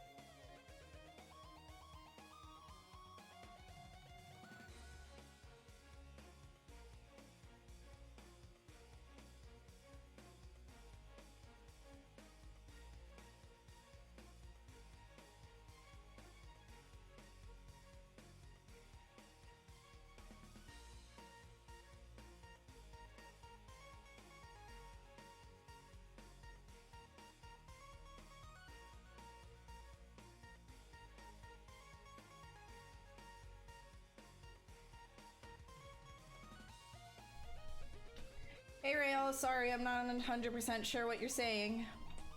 I don't speak anything but English, so sorry for being a pleb. Let's see, I kind of want to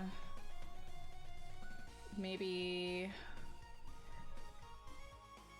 I think it would be interesting to have these holding on to...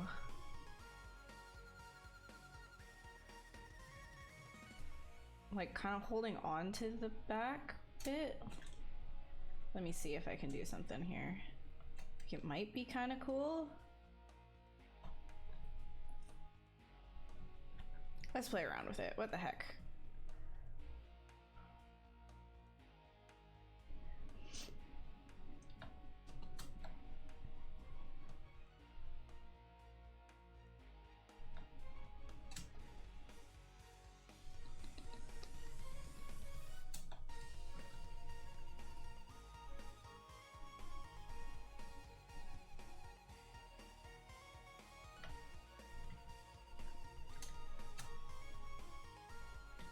And then we can have multiple, I feel like maybe multiple arms.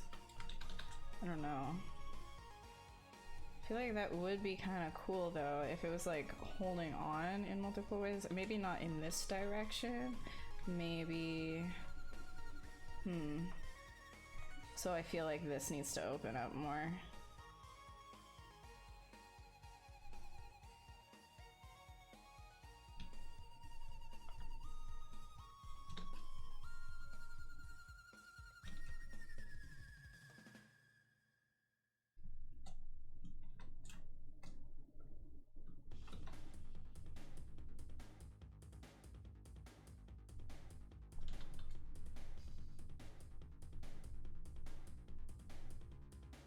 Cool is a word.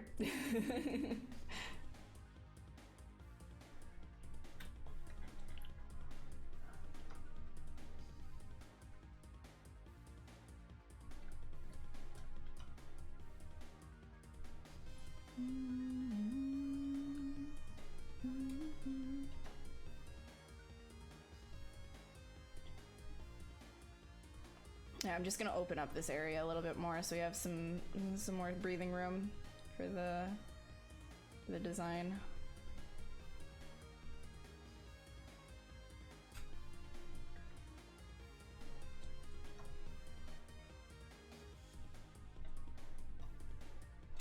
And like with these like tapers and things like that, like it'll be really hard to kind of get a hang of it at first, but the more you do, it starts to become second nature. You start to just kind of look at your sculpt or your drawing or whatever, and it, you know, in certain areas it might feel stagnant, or you might start feeling like it could use something else, and that's just your eye developing, and that's a good thing. You can start to play around with, you know, just where you're going to be opening up your design, in what areas will help it breathe more, will help it, I guess, like, just move around more.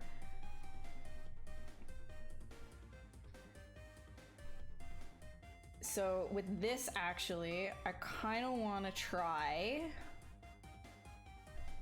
I'm going to try something. Might not be great. Just need to be able to see it, because I can't see right now.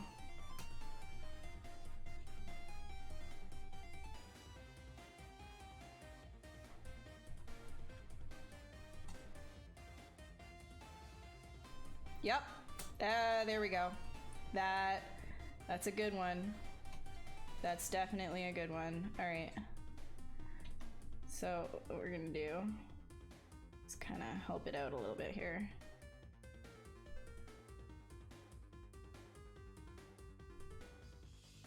I have these interior circles as well. What can we do here?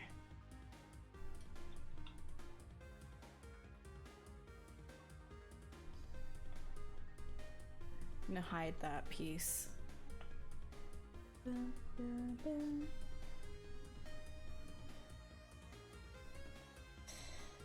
think I can. Wait, hold on. Oh yeah, I can. There we go.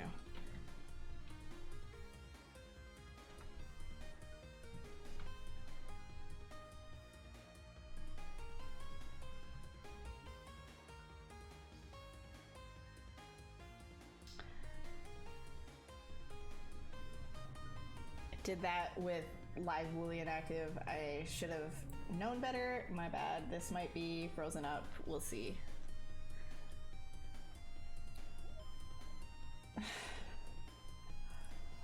You don't understand English? That's okay. That's fine. Yeah, I'm gonna be adding another arm, but I think I froze ZBrush, and I think I might have to redo something. So because I haven't saved 64 gigs to the rescue. Oh my god. Yeah, we'll see. We'll see. I don't know.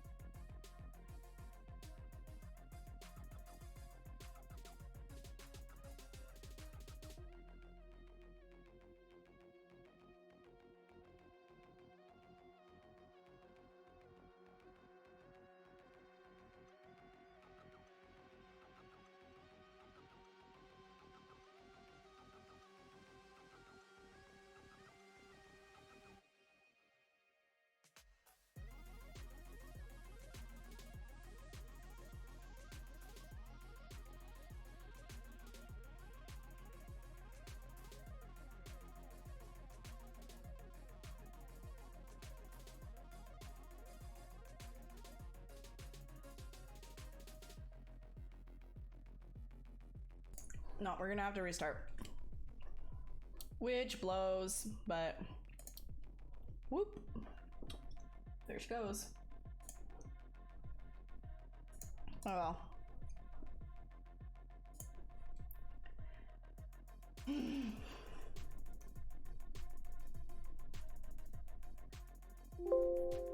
Woo, that was loud, sorry. Ooh, did it actually like save for me? Hold on. Oh no, this is like before the hold up. Yeah. No. Oh wait, maybe it, no, maybe it's fine. No, I have to do all of it again. No.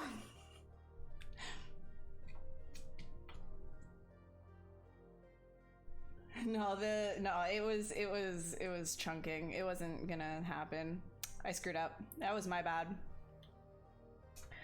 All right, I won't do it again, but this time I know what I want to do. So here we go.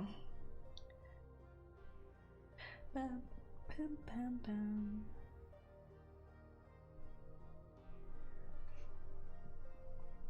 Besides, it gave me some time to finish my dinner.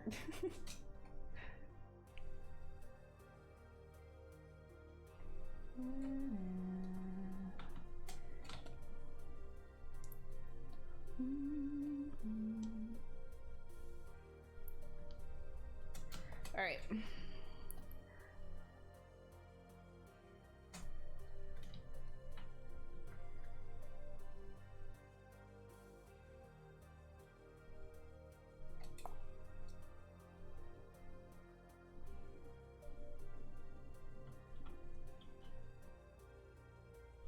Okay, this time I'm just gonna hide this. There we go. Shh, you don't exist. And this guy in here. Whoops. We want this one.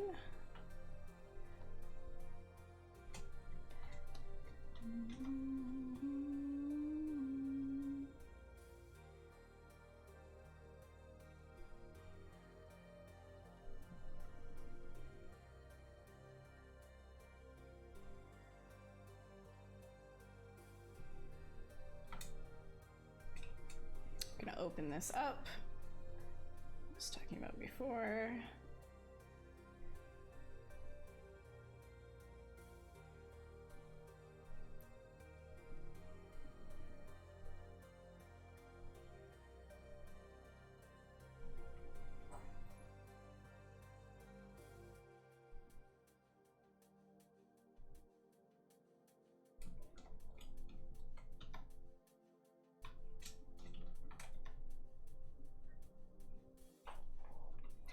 No need to panic.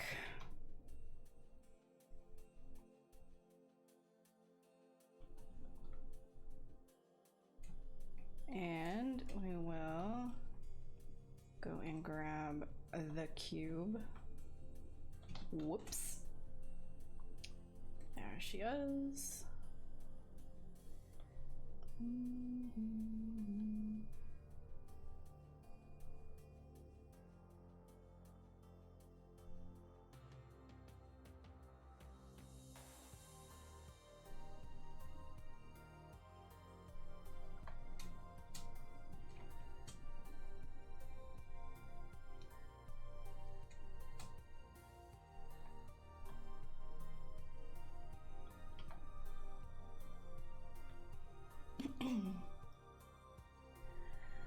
Answer you. What do I think about Brazil? Well, I think it's a country. What exactly about Brazil are you asking me about? I know that there's a lot of problems, complicated problems going on around there right now. Are you talking about the forest, the Amazon rainforest specifically? Or are you talking about, do I think the country is beautiful? Because yes. I think the diversity of life is amazing over there. And that it must be preserved at all costs.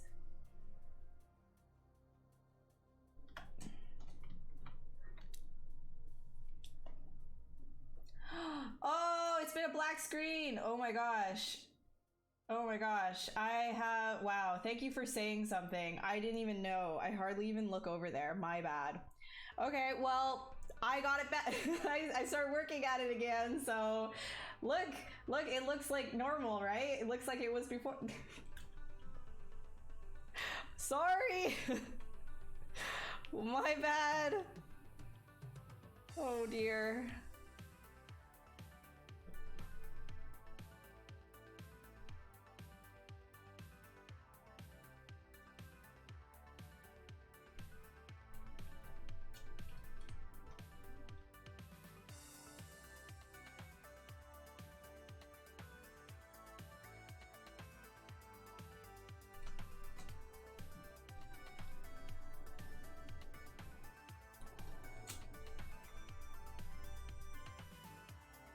They just discovered a new breed of super powerful electric eels in the... Oh, a breed! You said bread. I was like, oh my gosh, electric eel bread? What the heck?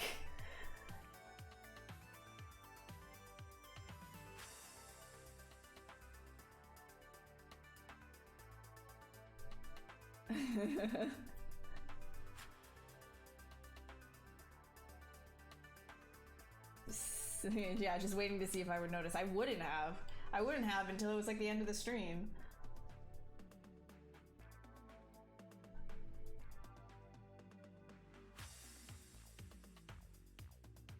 Is it a nano quantum bread?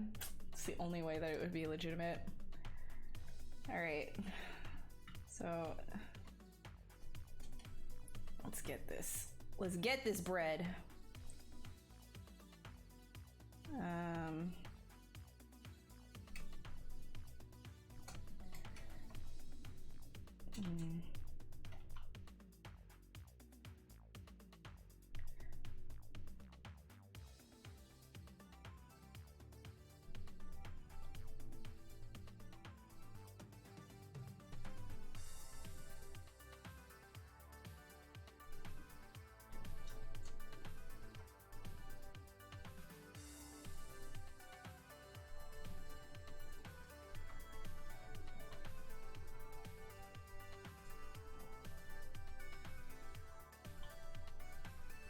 Alright, so I'm following the curve here.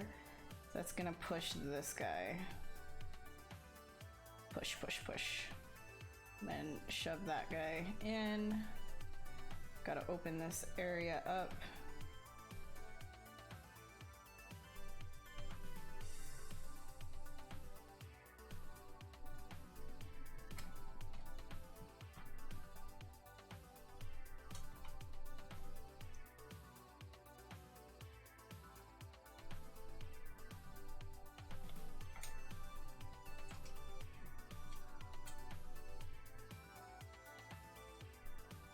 So, okay.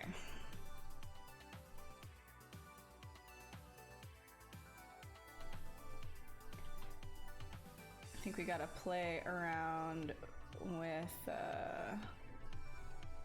this overall shape here, because I like it, however, needs some work.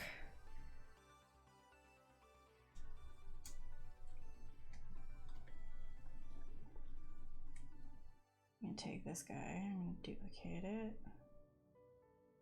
move it like chunky, and up. Get cut in between.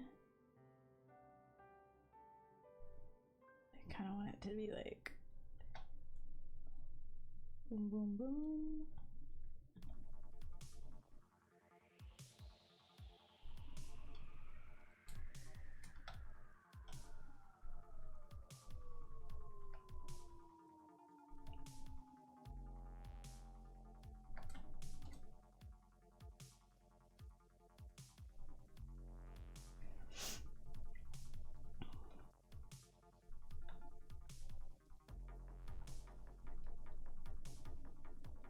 All right, see you, Isaac.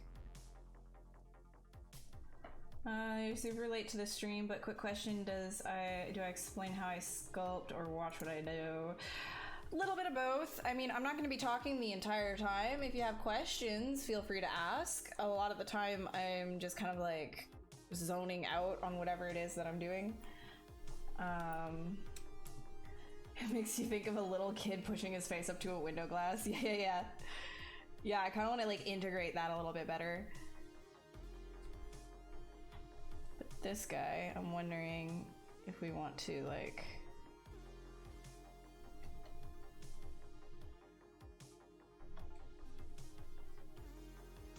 do this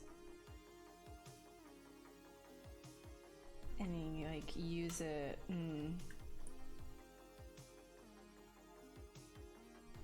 Like, here, hold on, let me see if I can get something interesting here.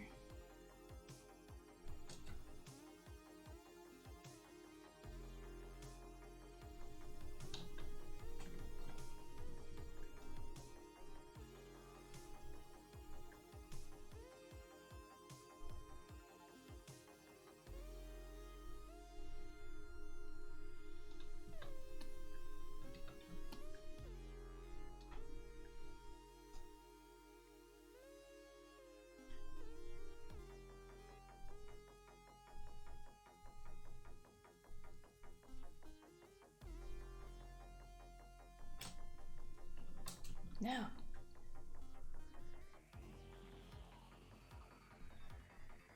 There we go.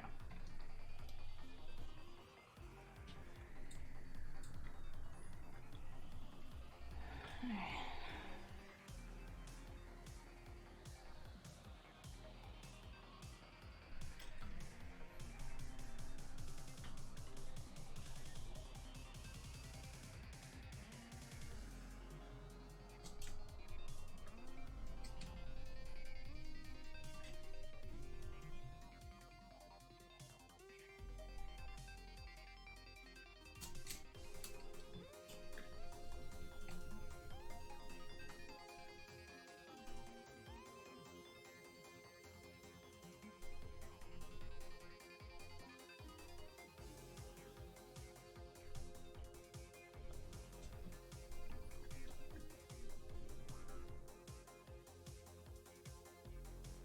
You know what I could do is just, oops, there we go.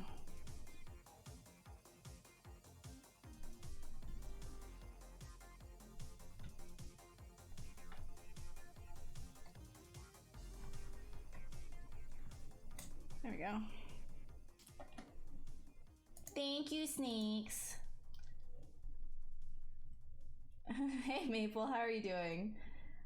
Say run with it, make him push his face even more. Oh yeah, no, dude. Yeah, I'm gonna like play around with the shapes inside. I'm just kind of like messing messing around. How long does it normally take you to finish these pieces? Well, I usually just do them in the 4 hours that I have for the stream.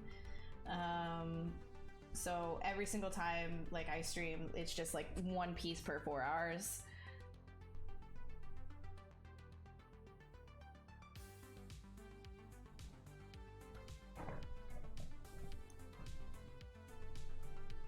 For a photo of a lightning bolt?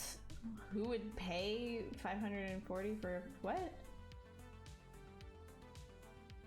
I mean, if you were paying for, maybe because you're using it in, what, do you just need to hang up? Maybe it's a really nice picture.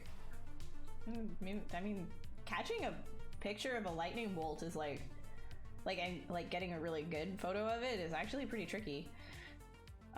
Do I refine my models? Yeah, I refine them all the time, but these ones are just kind of concept stuff. I never really bother with it too much.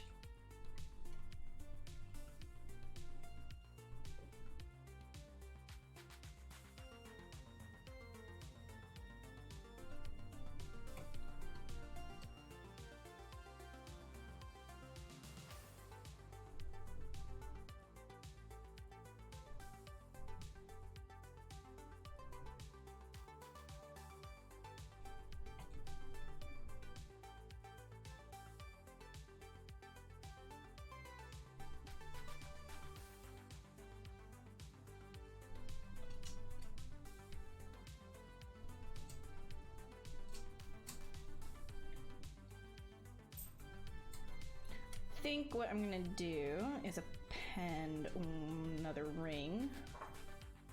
Where is it? Where are you at? And then this guy.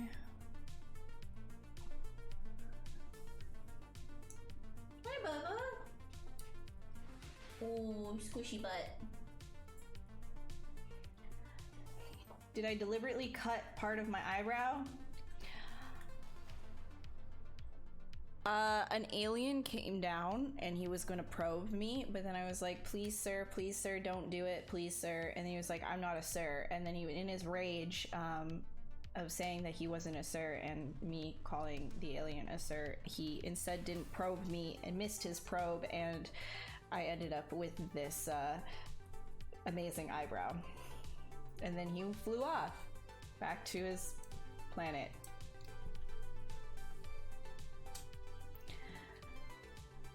Let's see, I'm gonna inflate this one, make it tiny, not the inflate balloon.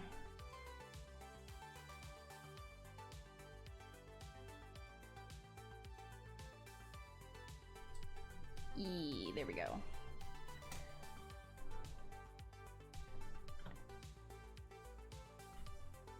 A little bit bigger. Bring it over here. Out like this. Oh yes. And then I'm just gonna do a cutaway from this one. Very nice. Then duplicate.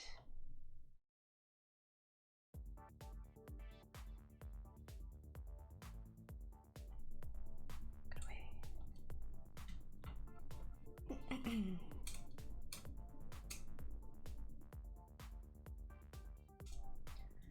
Okay, so now the fun thing about working with booleans in this way is like all of this stuff underneath, like it doesn't get affected, so I can start like pushing and pulling it to kind of like fit with the curves that I've already been implementing.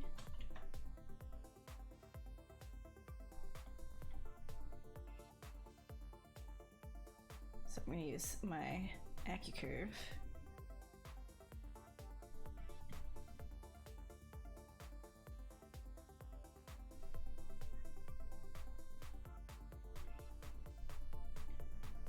The internal stuff matters too. So we're probably gonna take this guy, come over here, because these guys need more direction.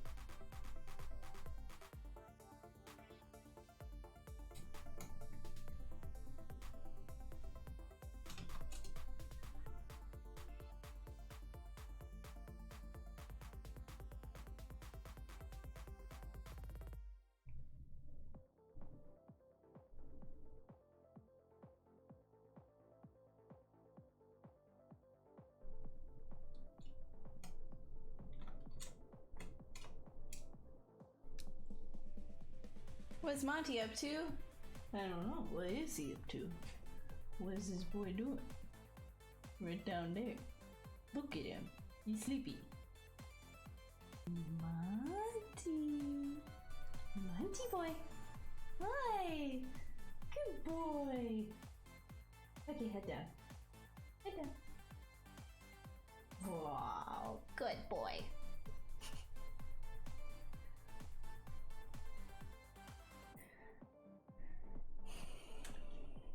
Yeah, KeyShot's a lot better with the new rig.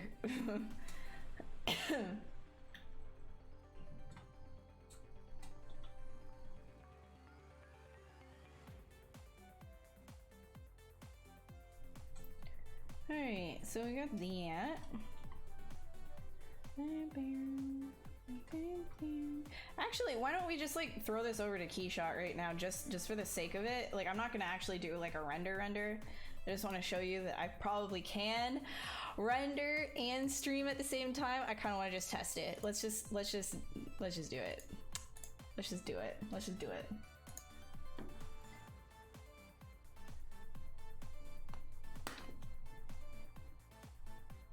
All right, let's see.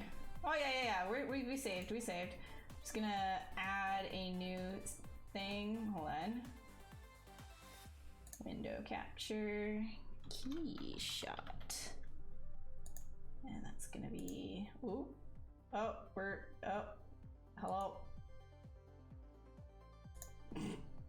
You, sir, need to go down here. There we go. Woo! Wow! KeyShot, what do you know? Okay, our dude's like really big in this scene though. Hello. But look at that performance. Oh my god, I'm not chugging. Guys, I'm not chugging. Oh my god, bless this new PC. But yeah, I'd have to, if I was, the one thing is like sending it over to KeyShot, you gotta like get, you gotta get all your Booleans actually hashed out. Like, you can't just like leave them as like the Boolean thing in there. But anyways, yeah, this is working, but model's too big for the the HDRI. Oh my gosh. Wait, let me just see. Let's chunk it up, whatever. And then why is this at this presets? Let's do landscape. Well, whatever, we'll just do that. No, I don't like that. Wait, landscape. Hi, where are you? 1080 by... No, 1920 by 1080. There we go. Yeah, so he's way too big, but we can figure that out. Upgrade successful, I know! PC specs, my PC specs, I've got a Ryzen 9, and I have a GPU that is a 2070 RTX, and I've got 64 gigs RAM. Square size, make it Instagram ready. Yeah, like honestly, like I just end up cropping it afterwards because like if I do, like look at that, like it just like full freaking rendered while like it's literally all of the nasties go away while I'm streaming. This is like blowing my mind. I've never been able to do this on stream before. My computer, man, bless old Bessie. She was doing real good for me while I had her, but wow, your girl is feeling bougie right now. Hey Lopar, how are you doing? Oh man. Yeah, I'm just gonna rescale this. Just actually, it doesn't even matter. I should just like go back to. Oh my god, look at how easy it is, guys. Just for reference, this freaking thing. This thing is almost 4 million polygons. Look at me, just like carelessly, like the wind, rotating around it and scaling it and moving it around in KeyShot while I'm streaming.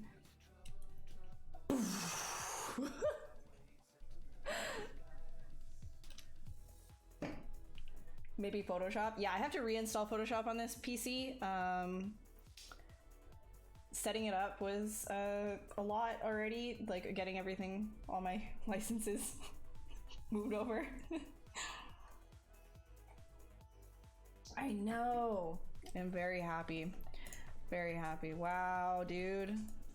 So I wonder, is there like anything else? Like maybe, what if I were to throw on like just like a human, like the SSS? Actually, let me just grab a scene, throw on like some SSS thing. Look at how fast that is. That's ridiculous. What if we chunk up the translucency to like something like stupid? Look at that. Oh my god. It doesn't even care. It's like careless whispers, bro. Like this is insane, man. Oh my god. I'm so happy. Try one of the gemstone mats? Sure. Wait, where are we at? Where are you at? Gemstones, there you go. Yeah, let's throw this guy on. Easy mode, guys. Look at that. Oh my goodness. I am gonna be just rendering like a crazy person. This is insane. So this is what the KeyShot GUI looks like. I know, it's pretty awesome. Well, like with my old PC, I never used to be able to do this. This is crazy. What's it like if I add in add geometry, cube? Easy! Oh my god, anytime I used to add like a cube or something in KeyShot, it used to like freak out at me. Let's like throw a light on there. Stress testing on stream, like no big deal. Let's get this to, yeah, lumen. Let's not show that in the camera. I guess that's not gonna be reflected that way. Hold on, let's get a plastic. Ooh, what about a clear? Oh, look at that. Look at that interactive lighting. Oh, yeah, look at that interaction. Oh my gosh. Okay, I should honestly, but it's because we're streaming right now that I'm like, look at I never used to be able to do this. Anytime on my old computer that I would like move it, like if I even went into the move tools with like a light and I did this, I'd have to wait 5 minutes. This is, oh. Look at that. Look at it. Oh my goodness. Oh. Bro. Yo. All right, okay, I'm done. That's enough KeyShot. There we go. Okay, like just so you know, look, 3 million heavy, and it was still like, yeah, me flexing on you guys, just like casual computer flex. I saved up for 6 years to get a PC like that, so, and I've been struggle busing up until that point, so I feel like I deserve it. I don't know, man. All right.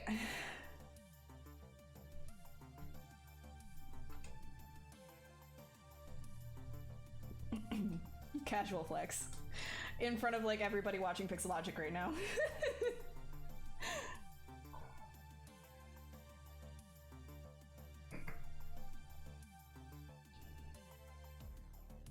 Don't do art, kids. It'll take you 6 years to buy a PC. Cries in poverty. So can you do more stress tests more often on stream? I want to live vicariously through you. Pretty pleased, and by the way, yeah. Aw, thank you. Yeah, maybe I'm just being slow today and like talking too much. If I was a little bit faster, because we only have like an hour and a bit left, and I still have like a lot of like sculpting I want to do on this guy. Otherwise, I would like start doing like renders, but yeah.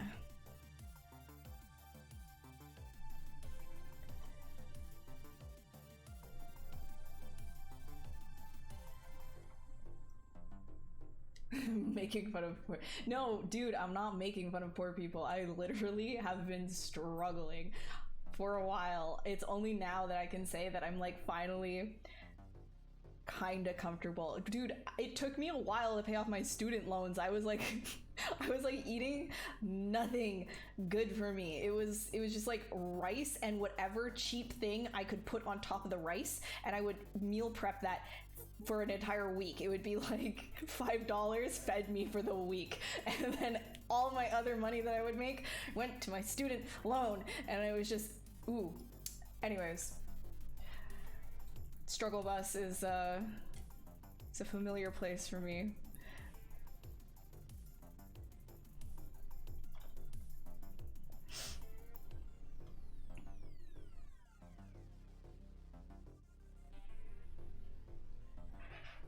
I'm just very, very happy about this PC. I'm very happy about it. And building it was like, it was faster than I anticipated because I had my friend come over and he helped me like hold the PC and like shove parts in or whatever, and help me plug things in a little bit faster than if I were doing it myself. It still took us like 5 hours total. And then after he left, I like left it for a couple days because I was missing like fan splitters and a couple more cables for my my SSDs. Yeah, and like my drives and everything. So what ended up happening was I left it there. It was at BIOS. I got it to BIOS and then I left it, and I was anxious. I was like, oh my gosh, like I need to finish my work for this client stuff on my old PC, but I also really wanted to start getting on my new PC, but I knew to start on my new PC I would have to transfer over all my drives, and I was like, oh, I should probably finish these contracts first, and I was just like, when do I do it? When is the migration? And I just kind of like said screw it, and I stayed up like all night on one of the weekends. I just started like transferring everything over and installing Windows and all my licenses and everything. And I was like super happy. Also exhausted. The only thing I haven't installed now is Photoshop. Need to get Photoshop back on this PC.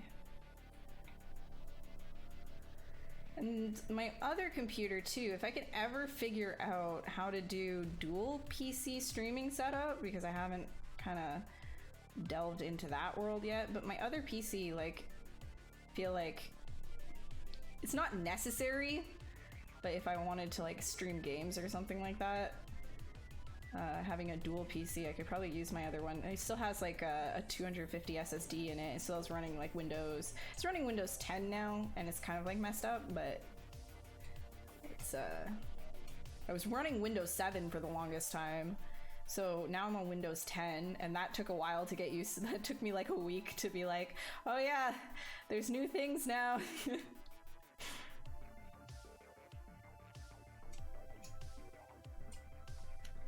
Looks like a logo or some sort of graphic. Yeah, exactly. It's like a graphic. It's more illustrative. What cooler am I using? Oh, I'm using, so I have like quite a few PC fans going on. I've got 2 in the front, 2 in the back.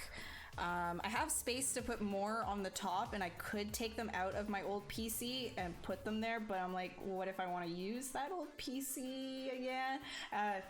I'm being like picky, but my CPU fan cooler is a Be Quiet fan. I can't, like the BlackRock series. It's freaking massive, dude. Like it's just like this big box. I think that was like the most like annoying part of the whole build. Like everything else was pretty easy, very plug and play, but like installing the third-party CPU cooler was very like annoying because it was so big. My RAM actually came like, and I didn't order the Corsair cooler RAM thing. Like it's not standard, right? And so my friend told me too, is like that it's not standard to have a cooler come with your RAM. So I had to remove the RAM cooler, which was super weird, so that my CPU cooler could fit on top, because it's like this big, massive block. Yeah, it's really good.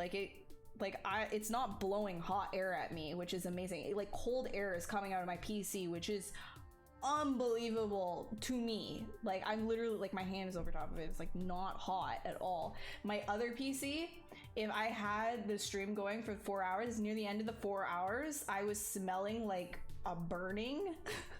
Now, keep in mind, I cleaned my PC often too, so it wasn't like just because dust was in there or something. Like, it was straight up like hot air coming out of my PC. It was danger zone. The amount of times I was blue screening, I was like, oh bro, like this is not good. And I was always so hot in this room while streaming too, because my PC was like a literal furnace.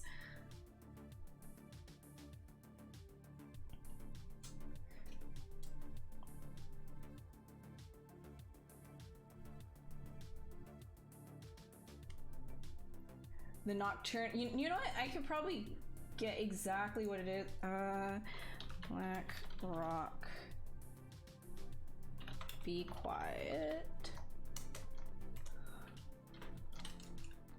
I think it's Pro 4. Black Rock, yeah. I think, hold on. Or Dark Rock, rather. Yeah, that's what it is. Okay, so it's like this massive block of a thing. It's the Be Quiet Dark Rock 4 cooler. It's massive. Dark Rock 4. Dark Rock Pro? No, Dark Rock 4. Yeah. Yeah, this is like a total like massive block in my PC. But like getting that thing down on top of the CPU and like I'm just happy. It came with a magnetic screwdriver, and I was like so like bless this company. It also came with thermal paste because I was stupid and thought I ordered thermal paste, but I didn't. And then I opened that package and I was like, yes, I can do this tonight, because it did come with thermal paste, just enough too. So that was nice, but it was really like nerve-wracking getting that giant chunk of a thing in there. Well, I kept like dropping screws, so then we would have to like thank goodness like my friend was there too, otherwise it would have been like so annoying, like just getting the screw out of the PC after I dropped it. Ooh.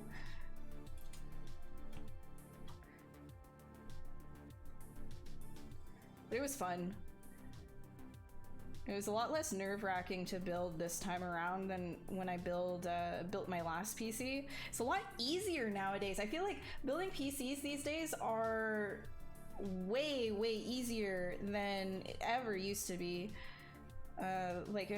For context, my old PC was like 6 years old, so even like a 6-year difference made like it was like so much easier, and the BIOS is like user friendly and everything. I was like, whoa, what is this? I'm not used to this. I'm in the future. It's like Legos now. It's crazy.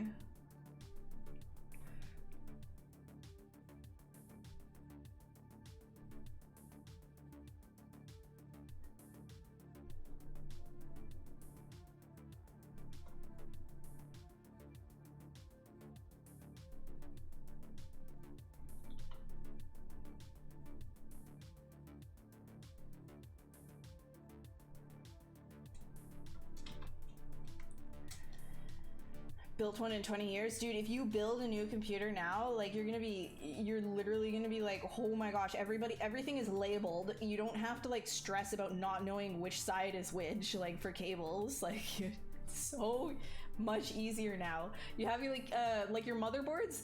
The motherboard like literally has everything labeled on it, like where this is USB 2, this is USB 3, like, you know, like you don't have to stress like, oh, here's where you plug your fans in. Like it literally has fan 1, fan 2, like you're like, what is this? I remember like the computer that I built before, the motherboard didn't have anything labeled anywhere, and I was looking at the manual too, and I was just like, what the frig? And they didn't have anything like specifically pointing properly, and it was just, it's like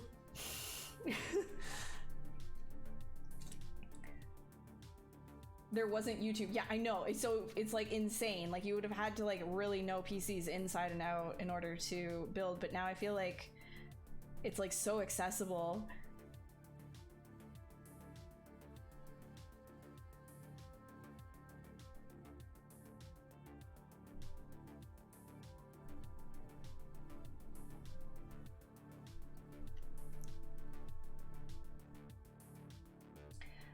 Computer builds weren't color coded. Yeah, exactly, Lopar.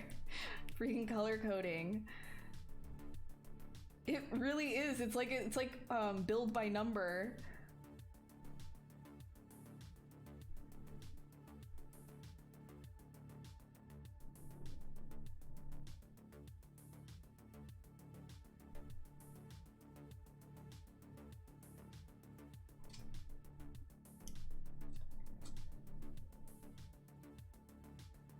And for no real reason, exactly, free track. But I feel like now it's sort of like, I don't see the point unless like you're really like you just really like the simplified OS of Mac. I don't see the point in not just getting into building your own PC. Like it's cheaper, more versatile. You know, like I feel like the like unless you're like unless you're like really technologically challenged, like it's not as bad as it ever used to be. Like when I was in school and I was building that PC for like for my first time, I was really stressed out because I was by myself and there was YouTube, but it was just like, why is everything so difficult?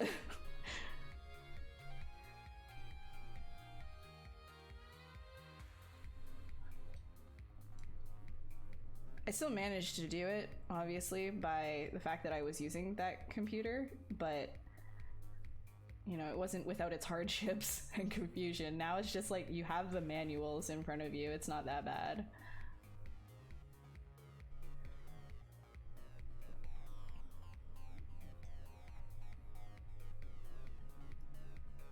Macs are yeah, exactly. That's what I mean. Like, I feel like unless like, I guess like that's part of the marketing strategy too, is just like, you know, oh, building a PC is hard and scary. It's so much technology and parts and things like that. And they're just kind of like, that's part of the marketing, right? It's just making people believe that it's still like inaccessible to build and like not user friendly to build PCs. You know, like really all you got to do is like use maybe like half of your brain to put things together. It's like, can you build Legos? It's kind of in the same, I mean, it's a little bit more than just Legos, right? But it's expensive Legos. But like, I just find that like the whole Mac thing, like they banked on, well, it's already pre-built for you, it's super simplified, no more of that like scary PC technology thing. But I feel like we're like growing out of that. Like everybody's more technologically capable. Am I wrong? I don't know. I think it's just kind of, Mac had its time. It's not anymore. It doesn't even matter which half of your brain you use anymore. Oh my god. You've only built your first PC around 2015? Hey, whatever, dude. Like, you still built your PC. Like, I feel like if you're getting into this field and like, you know, you're serious about 3D art, building a PC is definitely like just a good experience to have. So you start understanding everything from the inside out, essentially. I mean, I'm by no means a technology expert, computer expert, but knowing the basics, I feel like, is very beneficial, especially when it comes to why your render times are slow, what you can do to improve them, blah, blah, blah, blah. Why are you crashing? All of this.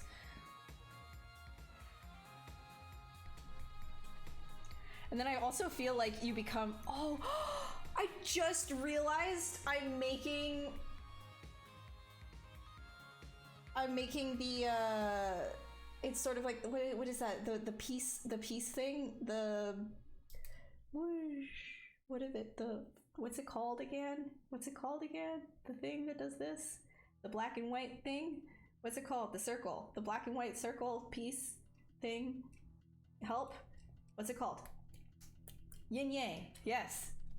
Yin yang, yin yang, yin yang yang. Oh my god, I'm a piece of crap white person. Okay, yes, that. Yes. It was kind of cool. That was unintentional, but that's what's happening. I'm gonna lean into that. That's what I'm gonna do. All right.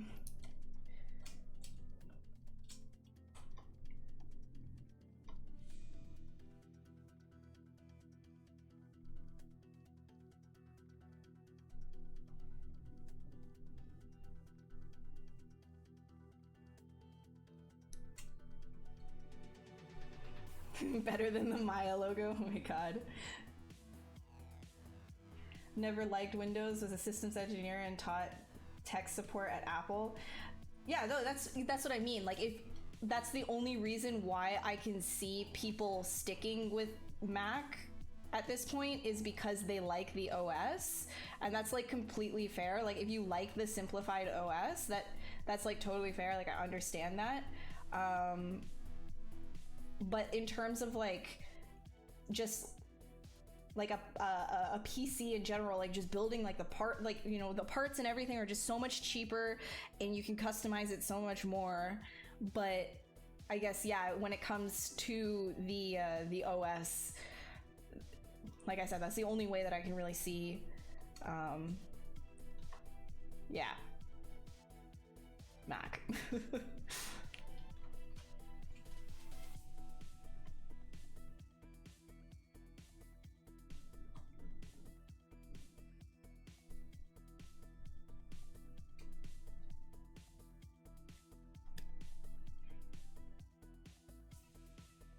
Thank you, Kat. I appreciate it. Hey, drummer, how are you? How's it going? How's it going?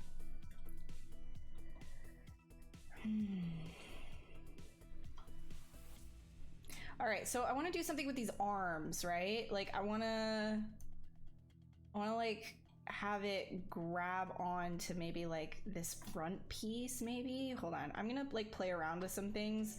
Doesn't necessarily mean that I'm gonna keep it that way. I'm just gonna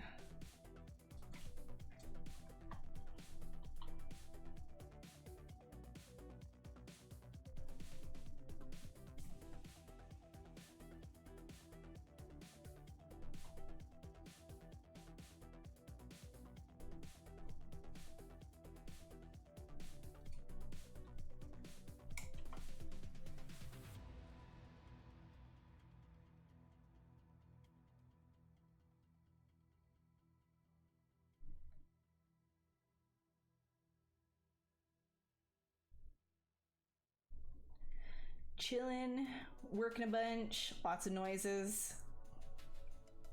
Noises that you're making? Music?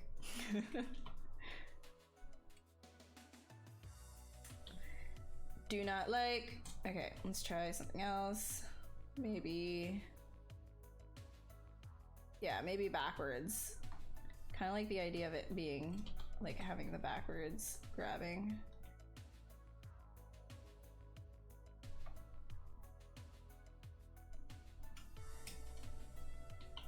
Yeah, okay, I'm gonna lean into this.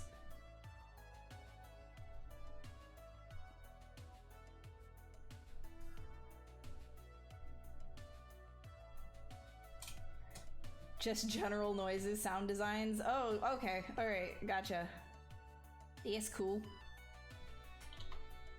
Do you get headaches from that? Like, just like sound design, I mean?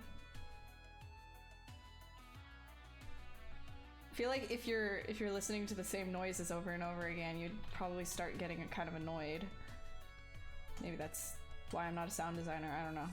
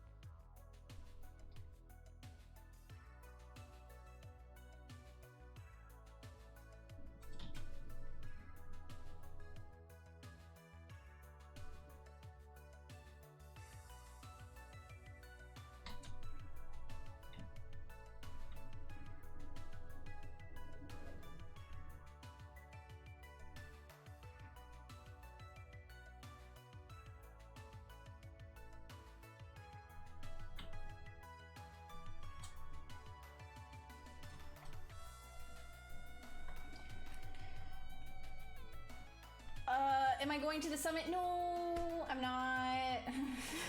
I built a PC.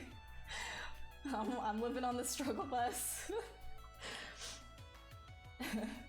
Hey Kira, you guess it would be the same with sculpting if you get art blind and have to step away from it? Yeah, that's all right. Yeah, that's fair. That's exact. Yeah.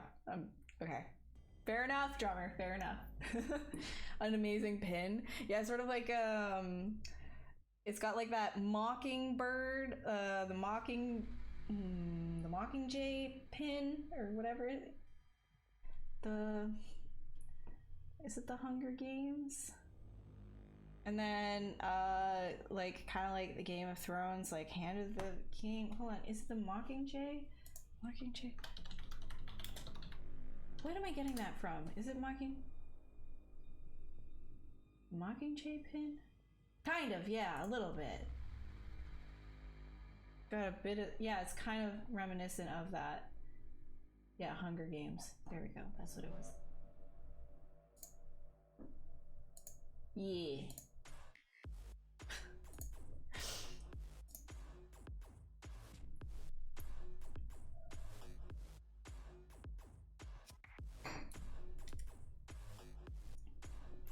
Yeah, I'm skipping the summit so that I can make money.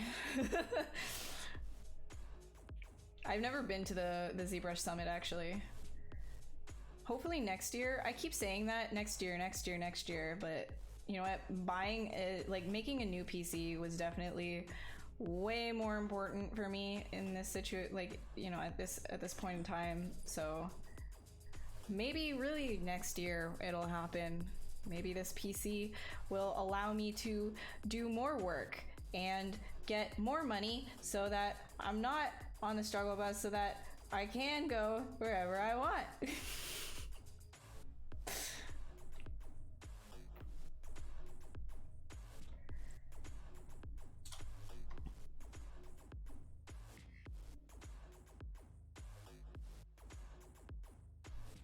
JK, I'm not actually that struggle bus, but yeah, it wouldn't be wise of me to go to the summit this year, so maybe next year. Oh no, I'm gonna...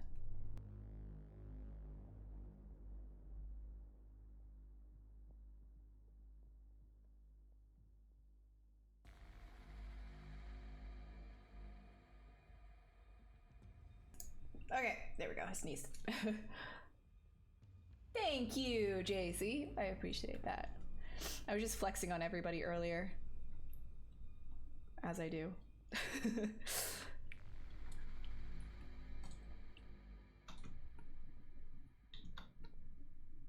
Wait a minute, what's going on here? Mirror world. Hello? Oh, it's just an artifact.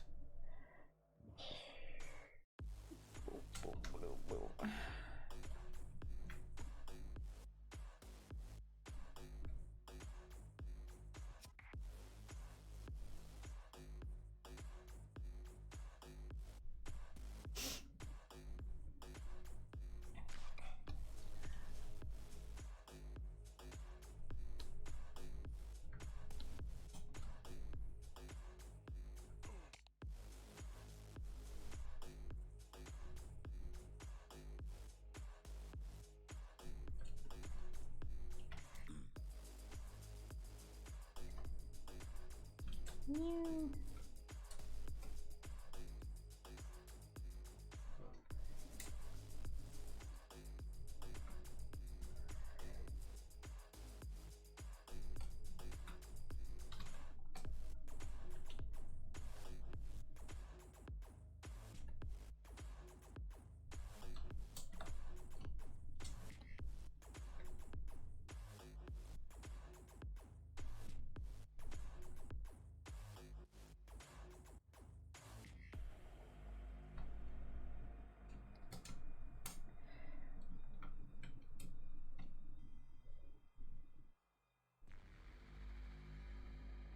Key.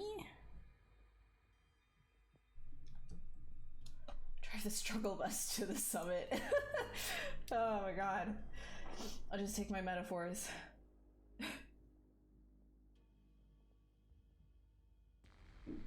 What new features? Oh my god, what a question, huh? I have no idea.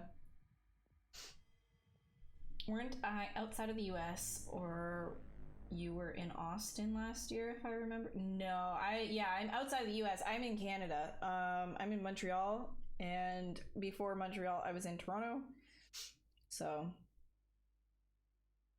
I'm a ways away from LA.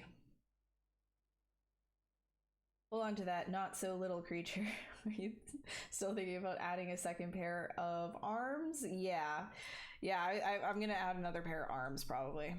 I'm just kind of like figuring out what I want to do with it. I think I might do it.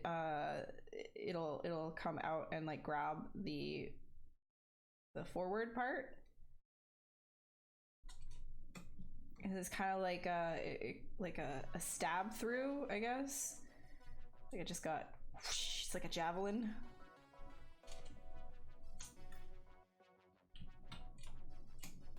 And this guy right here, I want to like, I almost feel like what if it was just kind of like cut off and it did like a circle around. It was like and it decayed around. I think that might actually be better than going down. I think I'm gonna do that instead, and then I can focus on the this way rather than the up and down.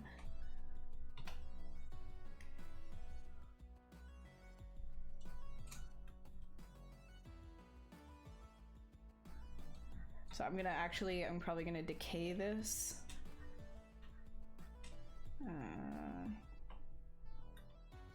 This way, and what the heck? All right.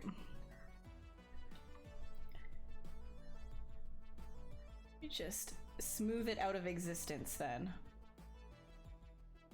There we go.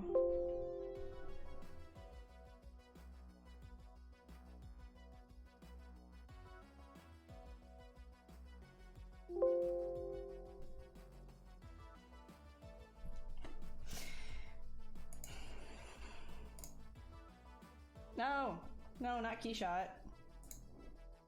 Did you see how fast that opened up? Look, watch how fast things launch. Ready? Watch this. KeyShot is open. Ooh, this PC though. Okay. Back to ZBrush. Alright, I'm gonna load that guy back up.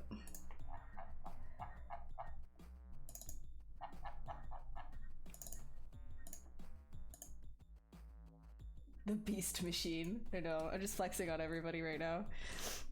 I'm being obnoxious. Okay.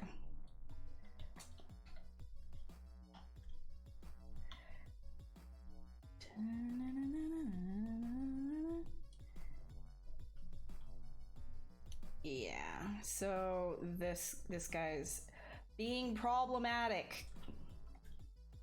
Let's try this again. Let's do it slowly though, so it doesn't die.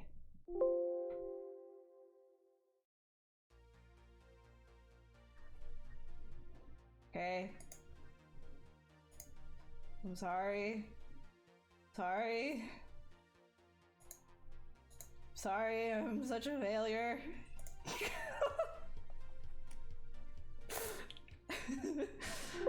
Ah. I'm sorry. I won't do that anymore, I'm sorry.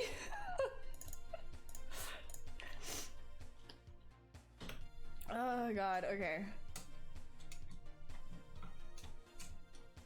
Too much power! The flexing never stops. Did you see it? Did you see how fast it goes? Did you see how fast it opened up? Hey, how many subtools am I using? I am only using 1, 2, 3, 4. Oh, wait, actually, I don't even use that. Delete. Here we go. 1, 2, 3, 4, 5. Oh, not even using that. Delete. Not very many. Only this. All right. Ooh. Yeah, I could just use the trim brush, but I'm just being me. You know?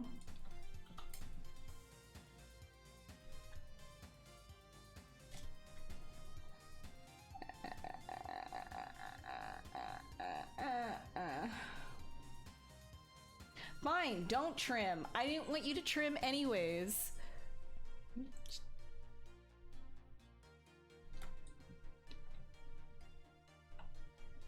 Okay, I'm just gonna do this. I'm gonna. Okay, brute forcing it. I don't even care. I don't care. I don't care. Brute force time. It's brute force time.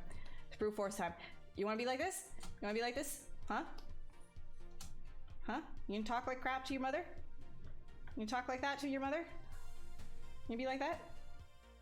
It's time.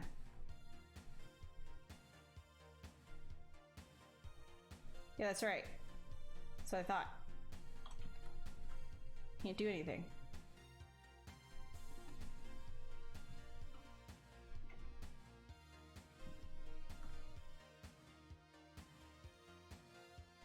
Eh.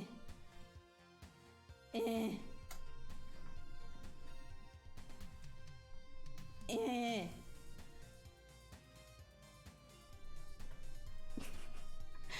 God.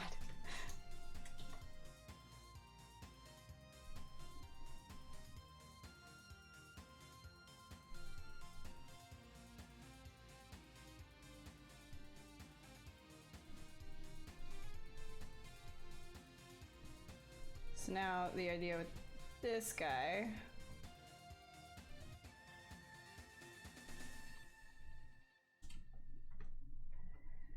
I mean, I might start having issues when I start doing what I'm trying to do with it, but we will save it, and then if it crashes again, then I know that I can't, I have to do it a different way. To do it with Booleans, but I don't want to do it with Booleans. I want to do it the nasty way, the nasty TM way. You may be confused now, but you won't shortly. Okay, saving. Behave, creature.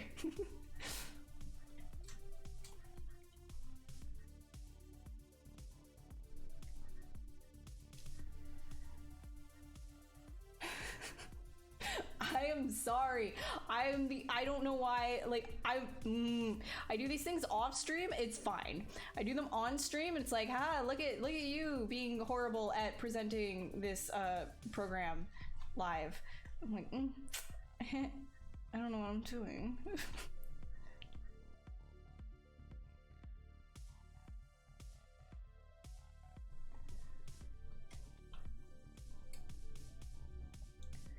All right, and back to this guy, like that.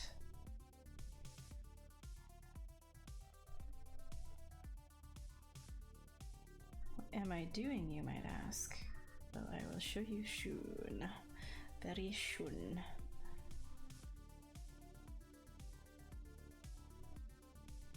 I can get it.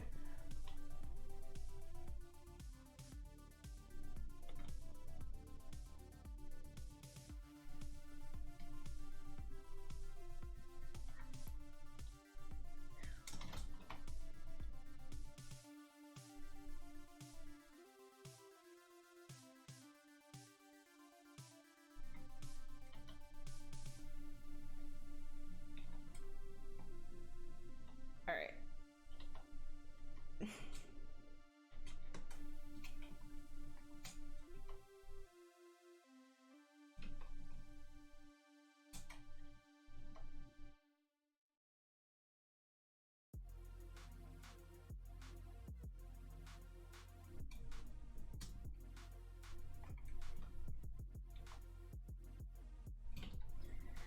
Okay, Now let's see if this hates me or not.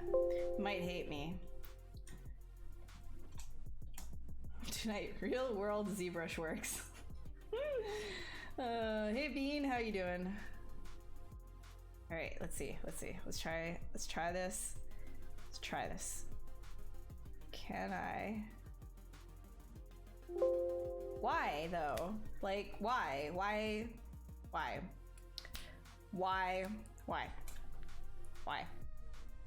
Maybe it's my undivide ratio.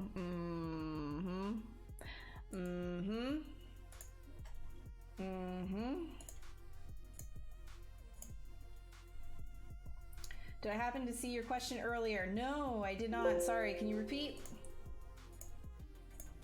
I'm just doing my daily crash fest, you know, the way as I do.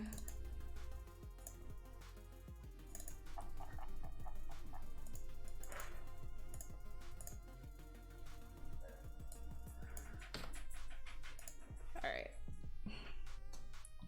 Let's grab this entire thing.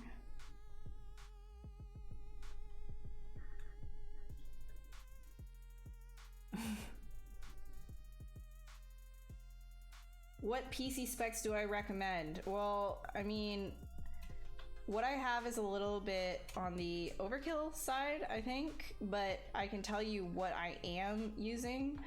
I'm using a Ryzen 9. I'm using a GPU that is the GTX 2070 RTX. I am using 64 gigs of RAM and a giant block of a cooler.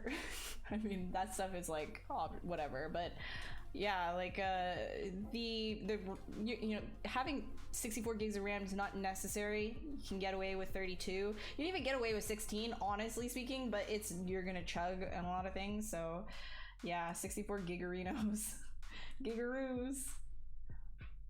You just gotten your hands on ZBrush and you realize how fun it is. You're hoping to finish your first sculpt either tonight or tomorrow, but I really don't know the best way to define done in ZBrush.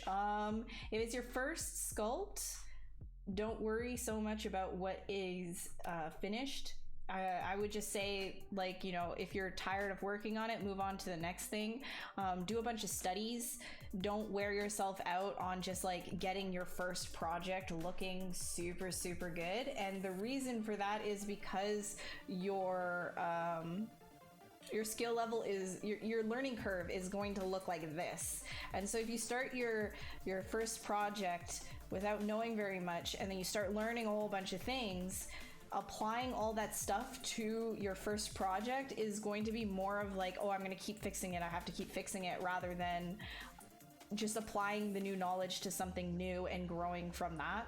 So I'd say don't worry about like what is considered finished. Just think about whatever is finished as you feel it when you're first learning the program. Don't worry too much about that.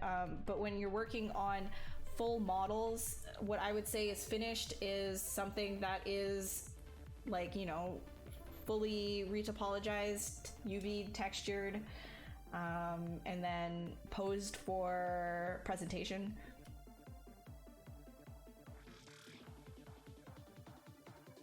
Just a little bit.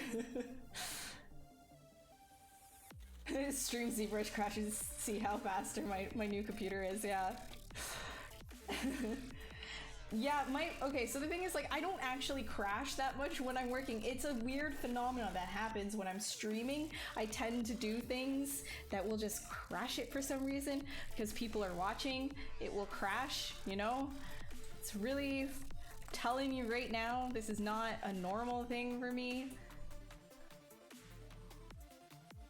So if I undivide ratio, we'll do, what if we do 2? Not adaptive. And then what if we like, I'm just gonna like grab like a different thing just to see how it's, just to make sure. Okay, we don't want, what if I do 1? No, 2 is good. Maybe we'll go 3. Right? Okay, so maybe it's just like my sub D size too much for ZBrush right now. Okay. So let me see. Actually, you know what? Just to be on the safe side, fix mesh. Ah, ha! There was some weirdness. All right. Yep. Haha! All right, there we go.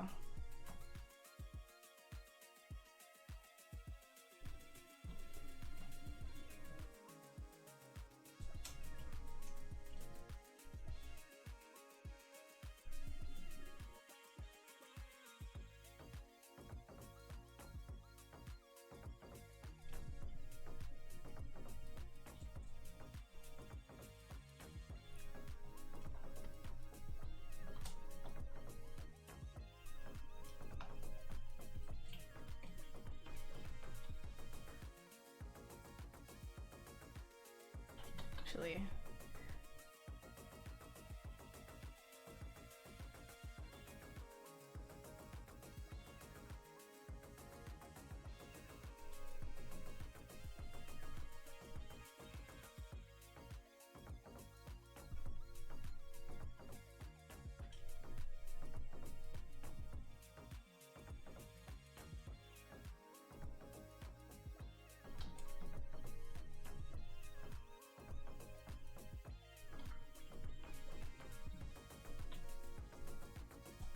I'm just gonna delete this out of existence, actually. Yeah. Monty hasn't had his stream cuddle yet. Monty, where are you at? Babu. Monty! Wait, did he go out of the room? Are you out of the room? No, you're not. You wanna say hi?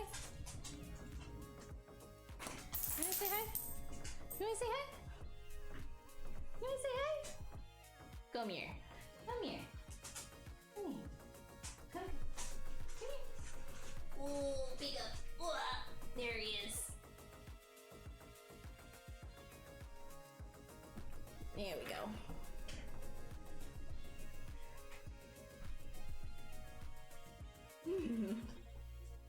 Yes, the Monty.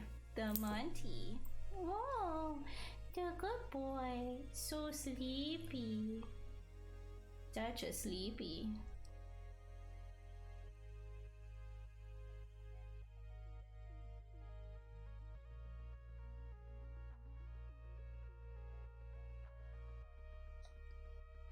Yes. Oh, you sleepy boy. You sleepy boy. Oh.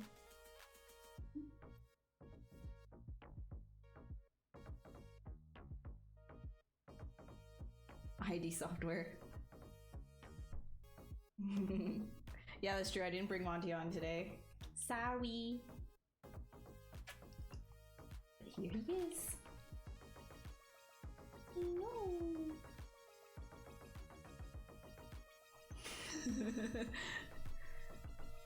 Has he mellowed out and doing better? Yeah, he's a lot better. I've been training with him every single day, and he even walks up to people and sniffs them now, which is amazing.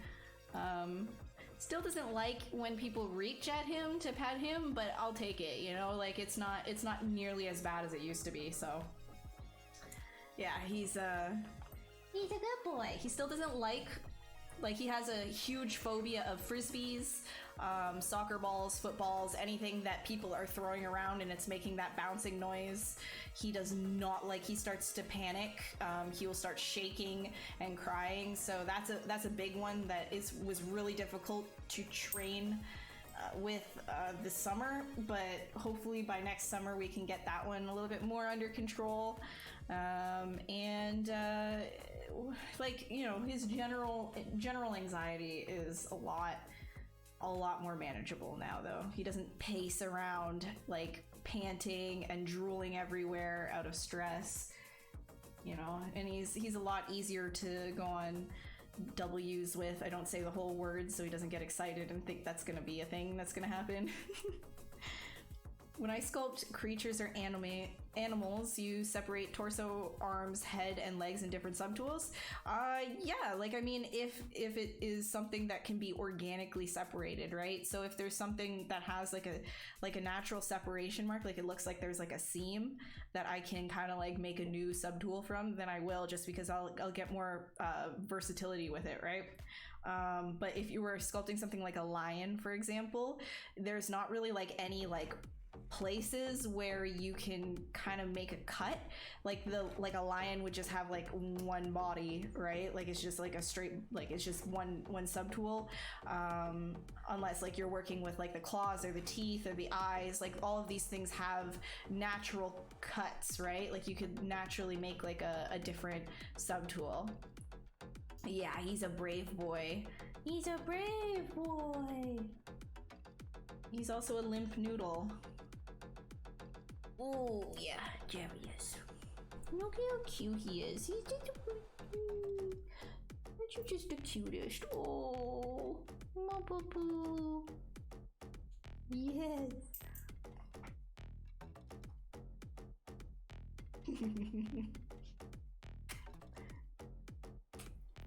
Oh, he's so huggable. He's such a good boy. You want me to put you down now? You want me to go on the ground?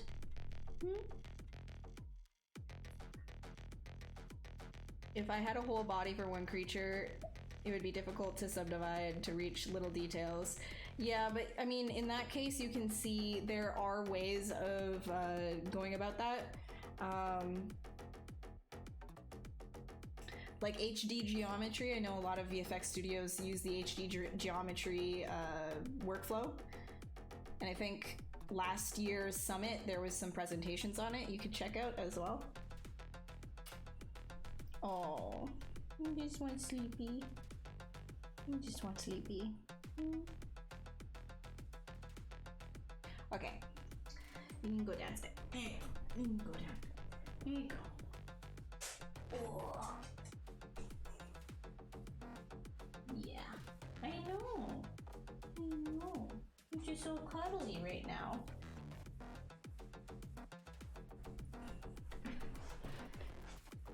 All right.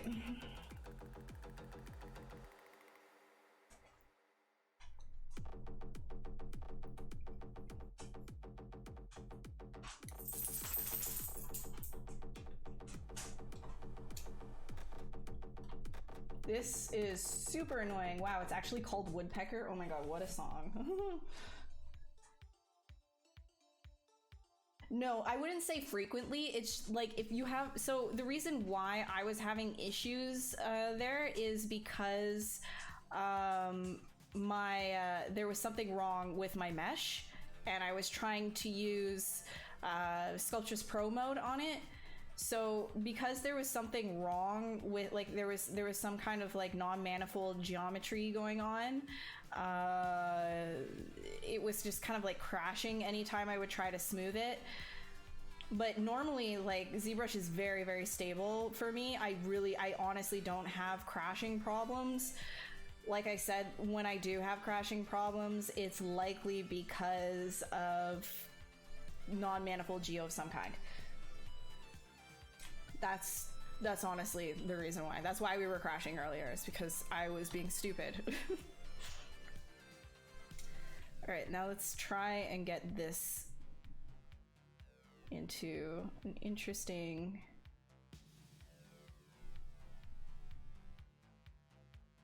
Yeah, see, that's the kind of stuff I want to see. I know it's like ugly to the naked eye, but if we can mirror and weld that. Oops, other way. There we go.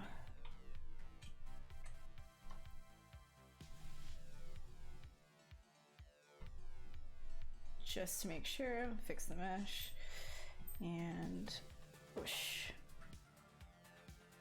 Whoosh.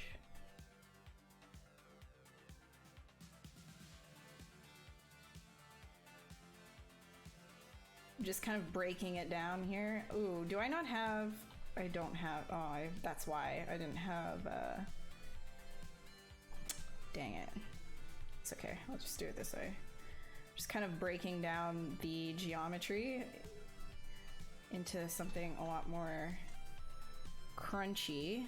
Do maybe 7.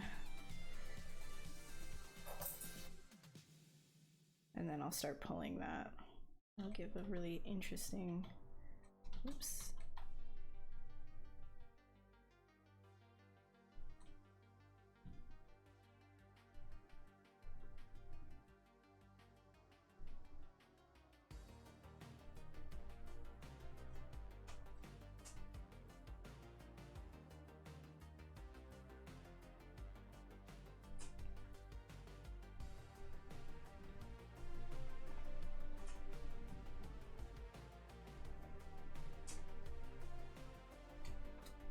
Again, this is all just conceptual stuff. Like, I would never ever do this if it was a for an actual like model for production or anything like that. Just keep that in mind.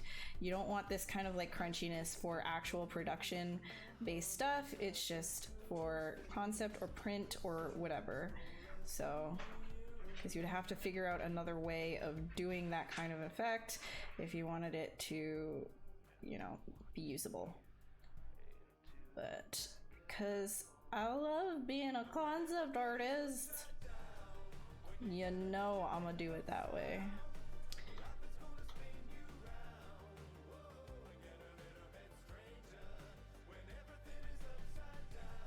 Do I want that? No.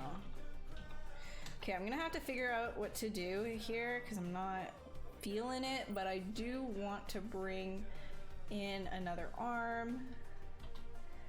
Where are you at? Where are you at? Where are you at? Hello? There it is.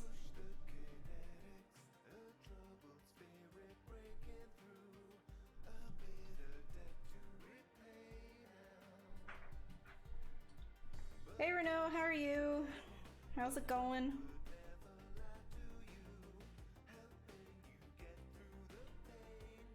Oh shoot. There we go.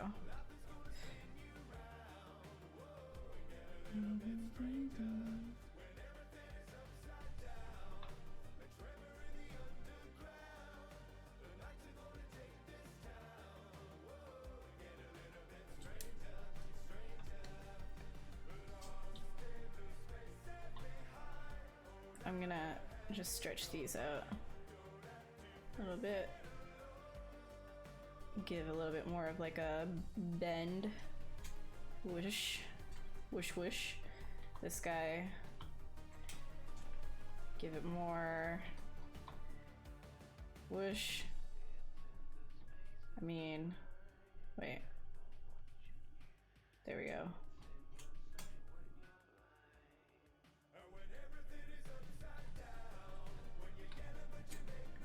This guy.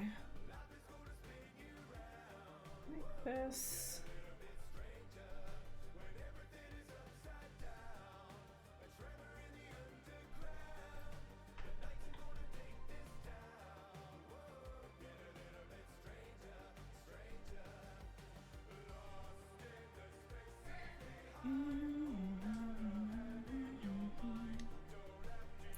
Working while watching, making OCD pleasing things that perfect circle though. I know.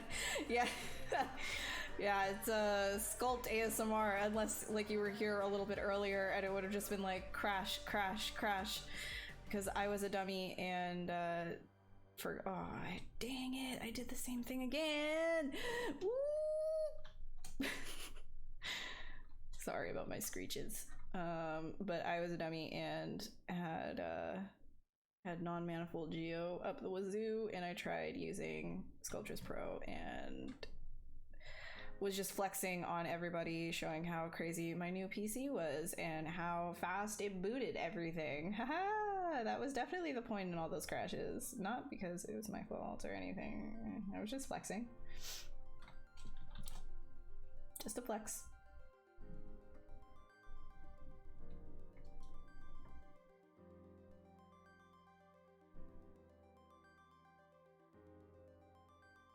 What you working on though?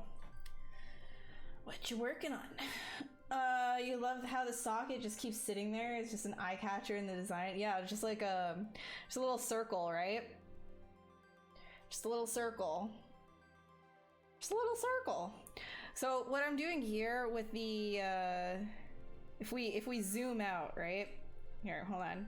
Let me try and break down what I'm doing just a little bit. Where's my snippet tool? Here ye are. All right, wait, let's see. Screen one. Hello? Okay, there we go. So obviously we have this straight line that goes across the entire thing, which is obviously cutting the design in half. And that's essentially why I don't like this piece, is because it's heavy on the one side. And so I want to kind of balance out this side with this side, you know, yin and yang. So I'm gonna definitely be doing something with this. I don't know if I'll have time to finish it because I was just being absolutely ridiculous during this stream and talking way too much. But with this, I'm also adding in a bit of a flow with the arms, right? So you get like this flow. Meanwhile, there's this straight line that goes through everything, and that kind of keeps some things going interesting, because this is one. Okay, I should use a different color. Let's break this down. So this is a line, right? Which goes high to the head, high to the head. Again, everything is a circle, but also back to the head. So this one is gonna keep you going that way as well, which then, you know, you hit your arm right here. This is a good spot to then go high, back to the head. This just helps you rest a little bit. Again, negative space, these negative spaces will help you rest. This big thing in the bottom bothers me a lot. It's not as pleasing as it could be. But yeah, all of these little things, they kind of help. See how there's, here, let's try and, boop, boop, boop, boop, boop, boop, boop. Get out of here, get out of here, get out of here. So you can see right here, whoosh.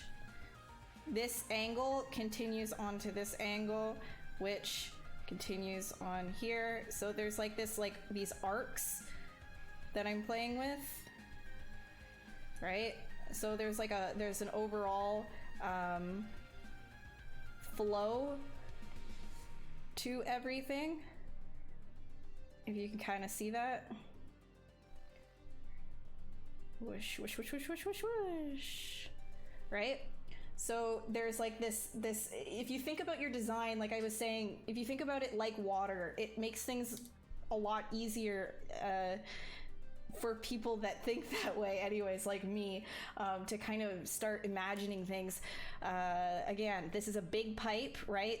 Big pipe, tiny pipe. So when you're working with tapers, always remember the big pipe has no pressure in it. You're gonna be nice and slow and steady. But as this pipe gets really tiny, you're putting a lot more pressure. The water is gonna be like flowing through really, really strong, and so your eye is gonna get shot, right? So that's what all of this is just playing with these tapers to kind of make a design that lets you look at everything and move around it easily. Like you're not missing anything when you're looking at the piece. A design without any flow, you would essentially not be traveling around it, and you would miss certain things when you're looking at it. So one of the big things that you want when you're working with design is readability. So the first time that you look at something, can you see from the silhouette what it is, right? So is it interesting? The silhouette is interesting. Boom, it's readable. The second thing that you want is the secondary shapes and forms to kind of help move you around and let your eyes just kind of pick up everything that you're looking at and get the full picture, right? So if you had a piece and you didn't have these things, like, you know, let's say this whole thing wasn't here, then there's a good chance that once you come over here, you just kind of stay here, and then you're like, and then you'll come back here, and then you'll miss maybe all of the stuff down here. But because everything is kind of like well, we're working with a circle this time, right? Because everything is just kind of like flowing together, you're not going to miss any part of the design, and your eyes will naturally revisit these parts as well, and that's really what you want.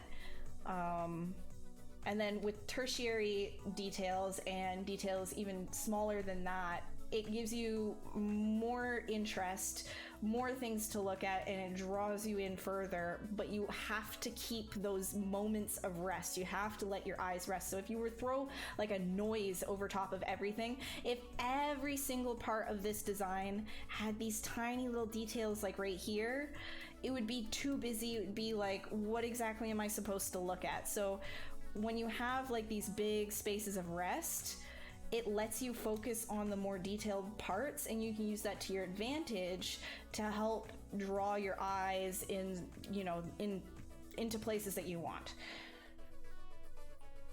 Hopefully that's a decent enough breakdown.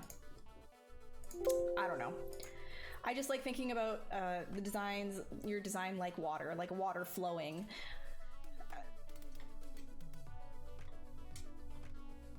Be like water, my friend. Exactly.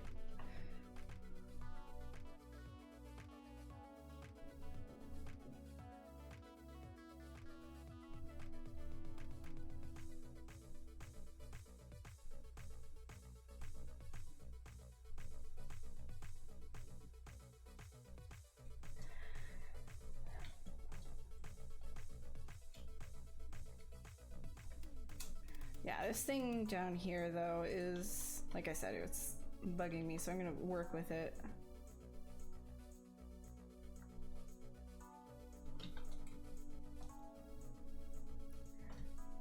Thinking.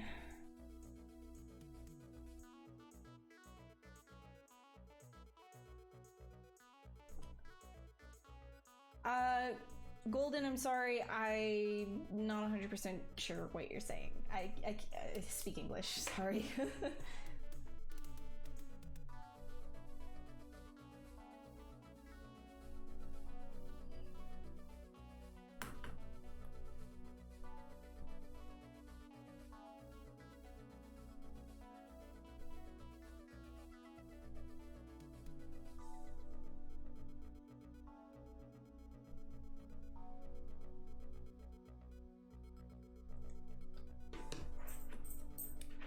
In case there are people who may be new to this whole primary, secondary, tertiary thing I was talking about, check out the webpage of Neil Blevins. Yes, Neil Blevins has a really good thing about that as well. There's a lot of artists actually that talk about it, and everybody kind of has their own way about of talking about it too, which is really neat because there's so many different ways that you can explore shapes. And it does kind of, you know, the way that you explore shapes is really like, it's unique to each individual artist as well. And I guess that's really why there are so many ways of approaching the subject. So yeah, like, you know, just look around, see how other artists are talking about things, and just kind of figure out what works for you, like what makes the most sense. Yeah, I do have ArtStation and Instagram. Here, I'll copy, paste.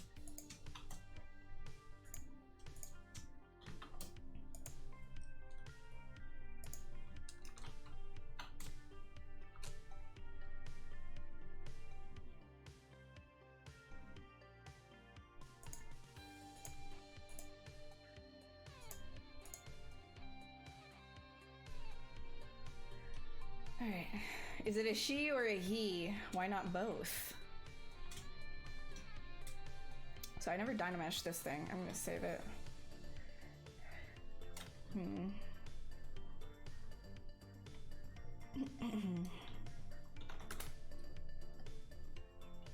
Oh right, that's right. I made this tinier.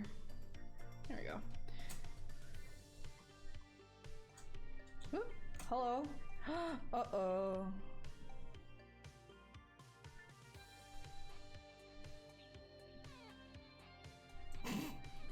Sometimes this happens as well. Just gotta go back. There we go.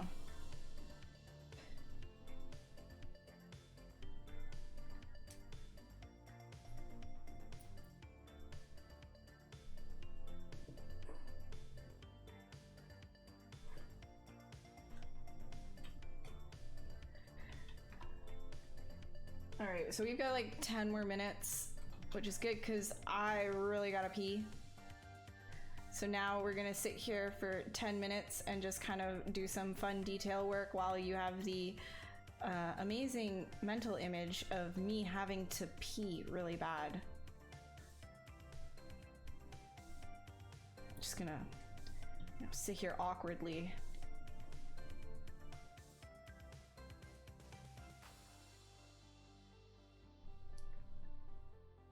What happened to it? Oh yeah, it gets so when you use the pizza boxes, right, with the this thing.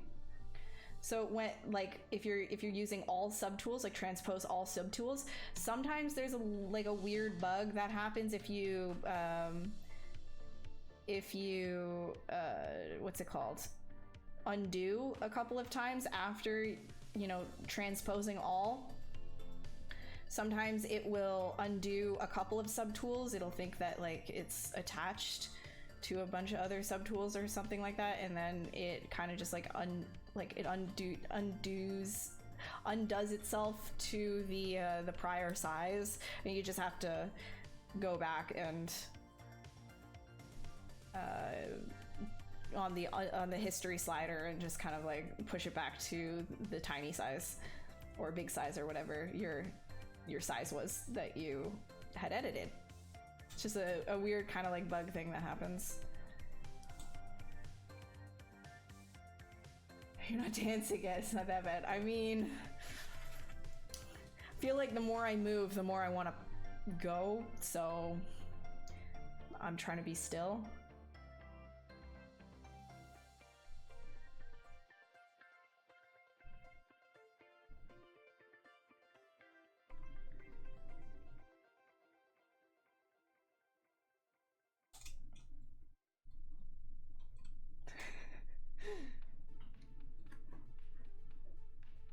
How do I deal with seams created by creature parts at the moment of subdividing?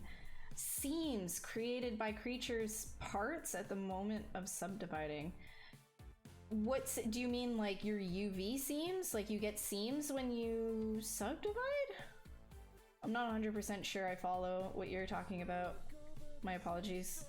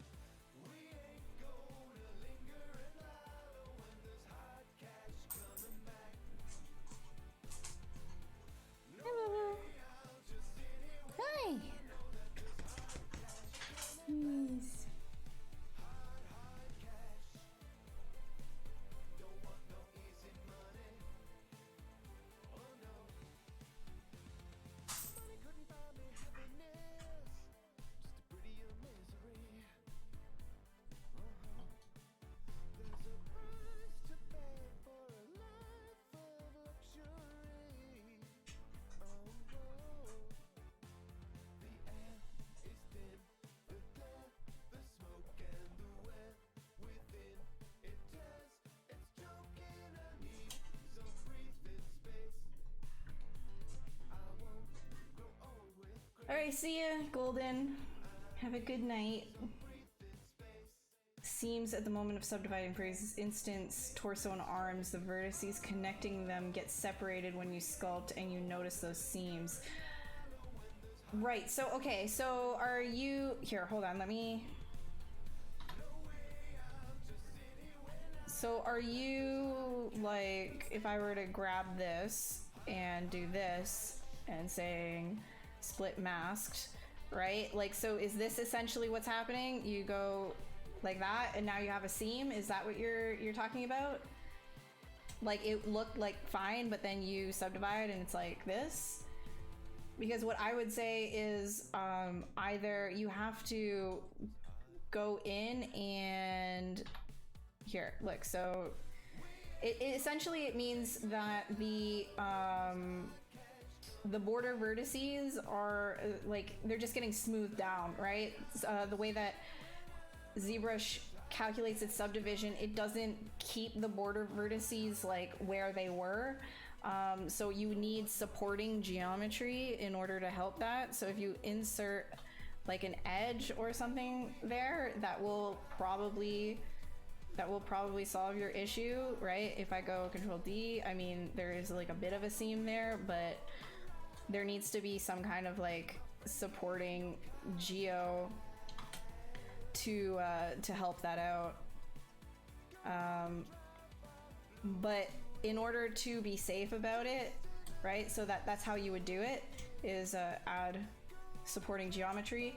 But what I would do is I would just kind of like take, you know, like this bottom part right here, and I would just kind of bring it in and maybe just, you know, unless you're working with something hard surface, but I would just kind of like have it overlapping for that. But if you're working with like you know, a human, right? And then you were like, oh, I'm just gonna make like a seam right here, like I'm just gonna make this part a new subtool, that doesn't really make sense. It's not an organic place to cut the model. So you're gonna have like some really weird things, and I wouldn't recommend making a subtool separation in a place like this, or even on a joint or anything like that. A subtool separation could be made if, like, you know, like for my shirt, for example, right? Like you could have a separation here because this is a different material, this is a different object, correct? So if you're using you know, if you just have like the same material, the same object, and you decide to cut it in half, you're gonna get seams. I mean, there's not really like, if they're gonna be two separate subtools, there's not really like a way to avoid that. It's not ideal. So yeah, I would like, you know, the reason why this works right here being a separate thing is because these are like, this is just sort of like, there are entry points, right? So it can like fit snug in there. This thing can fit snug in there. That's why they are separate subtools. Or hide them under clothing. Exactly, that's what I mean.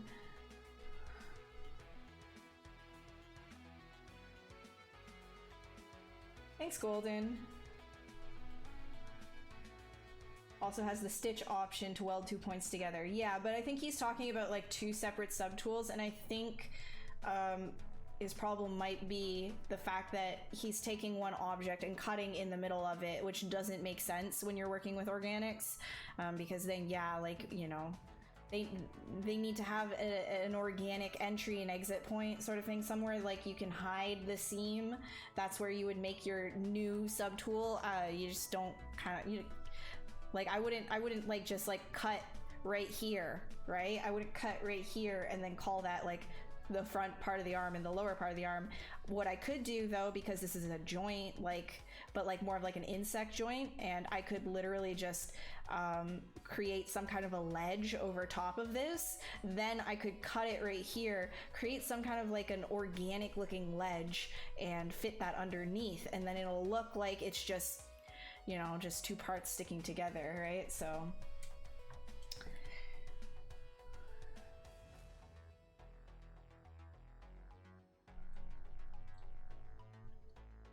exactly, you're not supposed to like notice where you're cutting things. That's the whole idea. Anyways, I'm gonna have to go. It's just about time anyways, so I'm gonna quickly quit this guy. Where are we at? Let's see. Right here.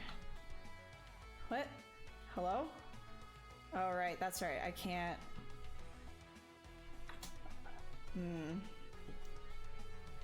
That's fine.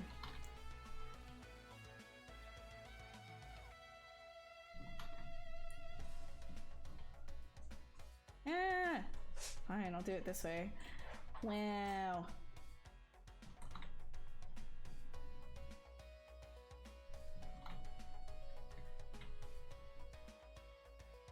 There we go. All right, there is, I'll drop some of my socials in the chats, and then I will see you guys next Wednesday. Here we go. Oh no, maybe you want the Facebook? Do you want the Facebook? Yeah, I'll just drop it anyways. And here's me on Facebook. I think that's it. All right. Anyways, thank you guys so much for hanging out. I hope you guys have a great rest of your evening. And yeah, who's next? Who's next on Pixlogic? Who's next? Today is the 11th.